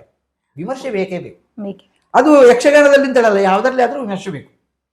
ಹಿಮ್ಮೇಳದಲ್ಲಿಯೂ ಹಾಗೆ. ಹಿಮ್ಮೇಳದಲ್ಲಿ ಈಗ ಚಂಡೆಯಲ್ಲಿ ಬಾರಿಸುವಾಗ ಕೆಲವು ತಾಳ ಬಿಟ್ಟು ಒಪೋಸಿಟ್ ತಾಳದಲ್ಲಿ ಬಾರಿಸುವಂತದ್ದು ಇರ್ತಾರೆ. ಅವ್ರಿಗೆ ಗೊತ್ತಿರುವುದಿಲ್ಲ ಹೇಗೆ ಬಾರಿಸಬೇಕು ಅಂತ. ಅದನ್ನು ಗೊತ್ತಿದ್ದವರು ಹೇಳ್ಬೇಕು, ಈಗ ಮರ ನಿನ್ನ ಬಾರಿಸಿದ ಹೀಗೆಲ್ಲ ಹಾಗಿರ್ಬೇಕು, ಅದು ಸರಿಯಲ್ಲ ಅಂತ ಹೇಳುವಾಗ ಅವ ಒಪ್ಪಬೇಕು, ಅವ ಸರಿ ಮಾಡಿಕೊಂಡು ಹೋಗ್ಬೇಕು. ಅದಕ್ಕೊಂದು ಎಕ್ಸಾಂಪಲ್, ನಾನು ಸಣ್ಣದಿರುವಾಗ ಈ ತ್ವರಿತ ಅಷ್ಟತಾಳದಲ್ಲಿ ಒಂದು ಏರು ಪದಕ್ಕೆ ಮುಕ್ತಾಯ ಕೊಡುವಾಗ ನಾನು ತಪ್ಪಿದ್ದೆ. ನನಗೆ ಗೊತ್ತೇ ಇರಲಿಲ್ಲ. ನಾನು ಅದು ಮುಕ್ತಾಯ ಕರೆಕ್ಟ್ ತಾಳಕ್ಕೆ ನಿಲ್ತಿತ್ತು, ಸರಿ ಹಾಗೆ ಬರಿಸ್ತಾ ಇದ್ದೆ ಎಷ್ಟೋ ವರ್ಷ. ಪದ್ಯಾಣ ಶಂಕರನಾರಾಯಣ ಭಟ್ರು ಒಮ್ಮೆ ಕೇಳಿ ನನ್ನನ್ನು ಅದನ್ನು ಎಚ್ಚರಿಸಿದ್ರು. ಅದು ಸರಿಯಲ್ಲ ಮಾರ ನೀನು ಬಾರಿಸಿದ್ದು, ಅದು ತಪ್ಪಾಗಿದೆ ಅಂತ ಹೇಳಿ ಅವರು ಸರಿ ಮಾಡಿ ಕೊಟ್ರು ನನಗೆ. ಆಮೇಲೆ ನಾನು ಅದರ ಪ್ರಕಾರವೇ ಹಾಗೆ ಮುಂದುವರಿಕೆ ಸಾಧಿಸ. ಖಂಡಿತವಾಗಿಯೂ ವಿಮರ್ಶಕರ ಅಗತ್ಯ ಇದೆ. ಸರ್, ನೀವೀಗ ಪ್ರಸ್ತುತವಾಗಿ ಮಹಿಳಾ ಯಕ್ಷ ಕೂಟಪನ್ನೆತ್ತೋಡು ಹಾಗೂ ಬಾಲ ಕಲಾವಿದರೊಂದಿಗೆ ಹಿಮ್ಮೇಳ ವಾದಕರಾಗಿ ಹೋಗ್ತಿದ್ದೀರಿ ಅಂತ ಹೇಳಿದ್ರಿ. ಅದರ ಕುರಿತಾಗಿ ನಿಮ್ಮ ಒಂದೆರಡು ಅನಿಸಿಕೆಗಳು ಸರ್. ಸರಿ, ಮಹಿಳಾ ಕೂಟ ಪೊನ್ನೆತ್ತೋಡು ಇವರದ್ದು ಎಷ್ಟೋ ಕಾರ್ಯಕ್ರಮಗಳಾಯ್ತು. ನನಗೆ ಬಹಳ ಮನಸ್ಸಿಗೆ ಖುಷಿ ಆಗ್ತದೆ. ಯಾಕೆಂತ ಹೇಳಿದ್ರೆ, ಮನೆಯ ಕೆಲಸ ಮಾಡಿ ಇದ್ದುಕೊಂಡು ಅದರ ಒಟ್ಟಿಗೆ ಒಂದು ಯಕ್ಷಗಾನದಲ್ಲಿ ಅರ್ಥ ಹೇಳಲಿಕ್ಕೆ ಹೋಗ್ಬೇಕಿದ್ರೆ ಅವರಿಗೆ ತಾಳ್ಮೆ ತುಂಬಾ ಬೇಕು, ಮನಸ್ಸು ಬೇಕು. ಆದ ಕಾರಣ ಆ ವಿಷಯದಲ್ಲಿ ನಾನು ಅವರನ್ನು ತುಂಬಾ ಮೆಚ್ಚಿದ್ದೇನೆ. ಎಷ್ಟೋ ವರ್ಷಗಳಿಂದ 5-6-7 ವರ್ಷದಿಂದ ಈಚೆಗೆ ಪೊನ್ನೆತ್ತೋಡು ಯಕ್ಷಗಾನದ ತಂಡದವರು ಬಹಳ ಉತ್ಸಾಹದಿಂದ ಬೇರೆ ಬೇರೆ ಕಾರ್ಯಕ್ರಮವನ್ನು ಕೊಡ್ತಾ ಇದ್ದಾರೆ. ನಾನು ಹಿಮ್ಮೇಳಕ್ಕೆ ಹೋಗ್ತಾ ಇದ್ದೆ, ನನಗೆ ಖುಷಿಯಾಗಿದೆ. ಯಾಕಂತ ಹೇಳಿದ್ರೆ ಎಲ್ಲ ಕಲಾವಿದರು ನನ್ನ ಹತ್ರ ಕೇಳ್ತಾರೆ, ಸರ್ ಹೇಗಾಯ್ತು ಹಾಗೆ ನನಗೆ ತಿಳಿದಂತಹ ವಿಷಯಗಳನ್ನು ನಾನು ಅವರಿಗೆ ಇದು ಕೊಡ್ತಾ ಇದ್ದೇನೆ, ಒಳ್ಳೆ ವಿಷಯಗಳನ್ನು ಕೊಡ್ತಾ ಇದ್ದೇನೆ. ಮತ್ತೆ ಬೇರೆ ಏನು ಅಂತ ಹೇಳಿದ್ರೆ, ಅವರಿಗೆ ಏನೇ ಒಂದು ಮುಗ್ಧ ಕಲಾವಿದರೆಲ್ಲ, ಅವರಿಗೆ ದೊಡ್ಡ ವಿಷಯಗಳು ಏನು ಗೊತ್ತಿಲ್ಲದಿದ್ರು ಕೂಡ ನನ್ನ ಹತ್ರ ಕೇಳ್ತಾರೆ, ಅದು ಹೇಗೆ ಸರ್ ಹಾಗೆ ಹೀಗೆ ಅಂತ ಎಲ್ಲ ನಾವು ಹೇಳ್ತಾ ಇದ್ದೇವೆ.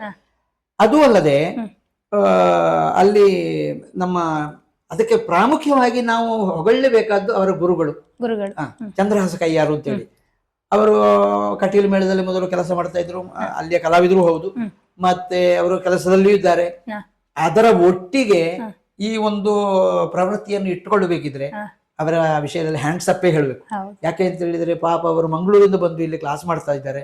ಅದು ಮಾತ್ರ ಅಲ್ಲ, ಹತ್ತಿರದ ಕೆಲವು ಶಾಲೆಗಳಲ್ಲಿ ಹೋಗಿ ಮಕ್ಕಳಿಗೆ ಕ್ಲಾಸ್ ಕೊಡ್ತಾ ಇದ್ದಾರೆ. ಅದರ ಸಂಪೂರ್ಣ ಅದರ ಅರ್ಥ ಏನು ಅಂತ ಹೇಳಿದ್ರೆ, ಮಕ್ಕಳು ಯಕ್ಷಗಾನದಲ್ಲಿ ಮುಂದೆ ಬರಬೇಕು ಅಂತ ಹೇಳುವಂತಹ ಒಂದು ಒಳ್ಳೆಯ ಭಾವನೆಯಿಂದ. ಆದ್ದರಿಂದ ಚಂದ್ರಹಾಸ ಕೈಯಾರು ತುಂಬಾ ಕೆಲಸ ಮಾಡ್ತಾ ಇದ್ದಾರೆ.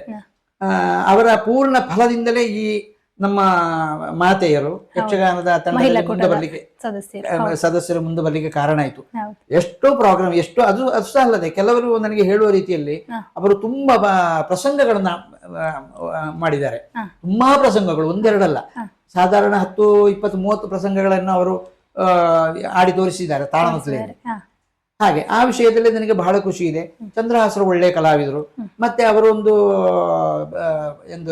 ಮಕ್ಕಳ ತಂಡ ಒಂದು ಕೂಡ, ಅವರು ನಾಟ್ಯ ತರಬೇತಿಯನ್ನು ಧರ್ಮದರ್ಗ ಶಾಲೆಯ, ಇಲ್ಲಿ ಚೇವಾರ ಶಾಲೆ ಹೀಗೆಲ್ಲ ಕೊಡ್ತಾ ಇದ್ರು. ಅಲ್ಲಿ ಹುಷಾರಿಯಾದಂತಹ ಮಕ್ಕಳ ಒಂದು ತಂಡ ಒಂದು ಮಾಡಿದ್ದಾರೆ, ಮಕ್ಕಳ ತಂಡ ಅಂತ ಹೇಳಿ. ಅವರು ಕೂಡ ಹಾಗೆ ಮಕ್ಕಳೆಲ್ಲ ಬಹಳ ಒಳ್ಳೆ ಹುಷಾರು. ಮನೀಶ್ ಅಂತ ಹೇಳಿ ಹುಡುಗ ಇದ್ದಾನೆ, ಅವ ಬಹಳ ಹುಷಾರಾಗಿದ್ದಾನೆ. ಮತ್ತೆ ಅವನನ್ನು ನಾನು 4-5 ವರ್ಷ ಮೊದಲು ನೋಡುವಾಗ ಅಷ್ಟೇನು ಹುಷಾರಿರ್ಲಿಲ್ಲ. ಈಗ ನನಗೆ ಮೊನ್ನೆ ಒಂದು ಆಟದಲ್ಲಿ ಅವನ ವೇಷ ನೋಡಿ ನನಗೆ ಭಾರಿ ಖುಷಿ ಆಯ್ತು. ಯಾಕೆಂತ ಹೇಳಿದ್ರೆ ಅವನಿಗೆ ಮನಸ್ಸಿದೆ, ಮುಂದೆ ಹೋಗ್ಬೇಕಿದ್ರೆ ಕಲಿಯುವಂತ ಮನಸ್ಸು ಬೇಕು, ಮತ್ತೆ ಭಕ್ತಿಯೂ ಬೇಕು. ಹಾಗಿದ್ರೆ ಖಂಡಿತ ಅವರು ಮುಂದೆ ಹೋಗ್ತಾರೆ. ಆದ್ದರಿಂದ ಮಕ್ಕಳ ತಂಡವು ಅವರ ಪರ್ಫಾರ್ಮೆನ್ಸ್ ತೊಂದರೆ ಇಲ್ಲ, ಒಳ್ಳೇದು ಮಾಡ್ತಾ ಹೋಗ್ತಾರೆ. ಮತ್ತೆ ಒಮ್ಮೆಲೆ ಕಲಾವಿದರು ಮೇಲೆ ಬರಬೇಕು ಅಂತ ಹೇಳಿದ್ರೆ ಕಷ್ಟ ಆಗ್ತದೆ.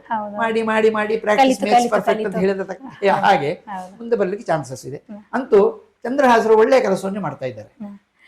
ಸರ್, ನೀವು ಯಕ್ಷಗಾನ ರಂಗದಲ್ಲಿ ಹಿಮ್ಮೇಳಕ್ಕೆ ಮತ್ತೆ ಭಾಗವತಿಗೆ ತರಬೇತಿಯನ್ನು ಕೊಟ್ಟಿದ್ದೀರಾ? ಹೌದು, ಸಾಧಾರಣ ಒಂದು 8 ವರ್ಷ ಮೊದಲು ಅಂತ ನನ್ನ ನೆನಪು. ಶೇಡಿಕಾವು ಶಾಸ್ತಾರೇಶ್ವರ ದೇವಸ್ಥಾನದಲ್ಲಿ ಅಲ್ಲಿ 1 ವರ್ಷ ನಾನು ಫ್ರೀ ತರಬೇತಿ ಕೊಟ್ಟಿದ್ದೇನೆ. ಹಾಡುಗಾರಿಕೆ, ಚೆಂಡೆ ಮತ್ತು ಮದ್ದಳೆ. ಅಲ್ಲಿ ಅವರೊಬ್ರು ಕಂಡಕ್ಟರ್, ಇದು ಕಂಡಕ್ಟರ್ ಅಲ್ಲ, ಅವರು ಟೈಲರು ಅಶೋಕ ಅಂತ ಹೇಳಿ, ಅವರು ನನ್ನನ್ನು ಕರೆದು ಸರ್ ಹೀಗೆ ಅಲ್ಲಿ ನಾನು ಮೊದಲೇ ಯಕ್ಷಗಾನಕ್ಕೆಲ್ಲ ಅಲ್ಲಿ ಹೋಗ್ತಾ ಇದ್ದೆ, ತಾಳ್ಮರ್ಲೆಗೆ ಅಲ್ಲಿ ಆಟಕ್ಕೆಲ್ಲ ದೊಡ್ಡ ದೊಡ್ಡ ತಾಳ್ಮರ್ಲೆಲ್ಲ ಆಗ್ತಾ ಇತ್ತು, ಆಟಗಳೆಲ್ಲ ಆಯ್ತು, ಅಲ್ಲಿ ಹಿಮ್ಮೇಳಗೆ ನಾನು ಮೊದಲಿಂದಲೇ ನನ್ನನ್ನು ಕರೀತಾ ಇದ್ರು, ಹೋಗ್ತಾ ಇದ್ದೆ. ಅಲ್ಲಿ ಲಾಸ್ಟ್ಗೆ ಸರ್ ನಮ್ಮಲ್ಲಿ ಒಂದು ಕ್ಲಾಸ್ ಮಾಡಬೇಕು, ನೀವು ಮಾಡಬಹುದು ಅಂತ ನಾನು ಒಪ್ಪಿದೆ. ಹಾಗೆ ಒಂದು ವರ್ಷ ಅಲ್ಲಿ 10-25 ಮಕ್ಕಳಿದ್ರು, ಅವರಿಗೆ ನಾಟ್ಯ ಇದರ ತರಬೇತಿ, ಯಕ್ಷಗಾನದಲ್ಲಿ ಯಾವುದು ಹಿಮ್ಮೇಳ ತರಬೇತಿ ಮತ್ತೆ ಹಾಡುಗಾರಿಕೆ ತರಬೇತಿ ನಾನು ಫ್ರೀ ಕೊಟ್ಟಿದ್ದೇನೆ. ನೀವೊಬ್ಬರೇ ಅಲ್ಲ, ಜೊತೆಗೆ ಯಾರಾದ್ರೂ ನೀವೊಬ್ಬರೇ ಆಗಿ. ಸರ್, ಯಕ್ಷಗಾನದಲ್ಲಿ ಹಿಮ್ಮೇಳ ಕಲಾವಿದನಾಗಲು ಬಯಸುವಂತಹ ಯುವ ಕಲಾವಿದರಿಗೆ ನೀವು ನೀಡುವಂತಹ ಸಲಹೆಗಳೇನು ಸರ್?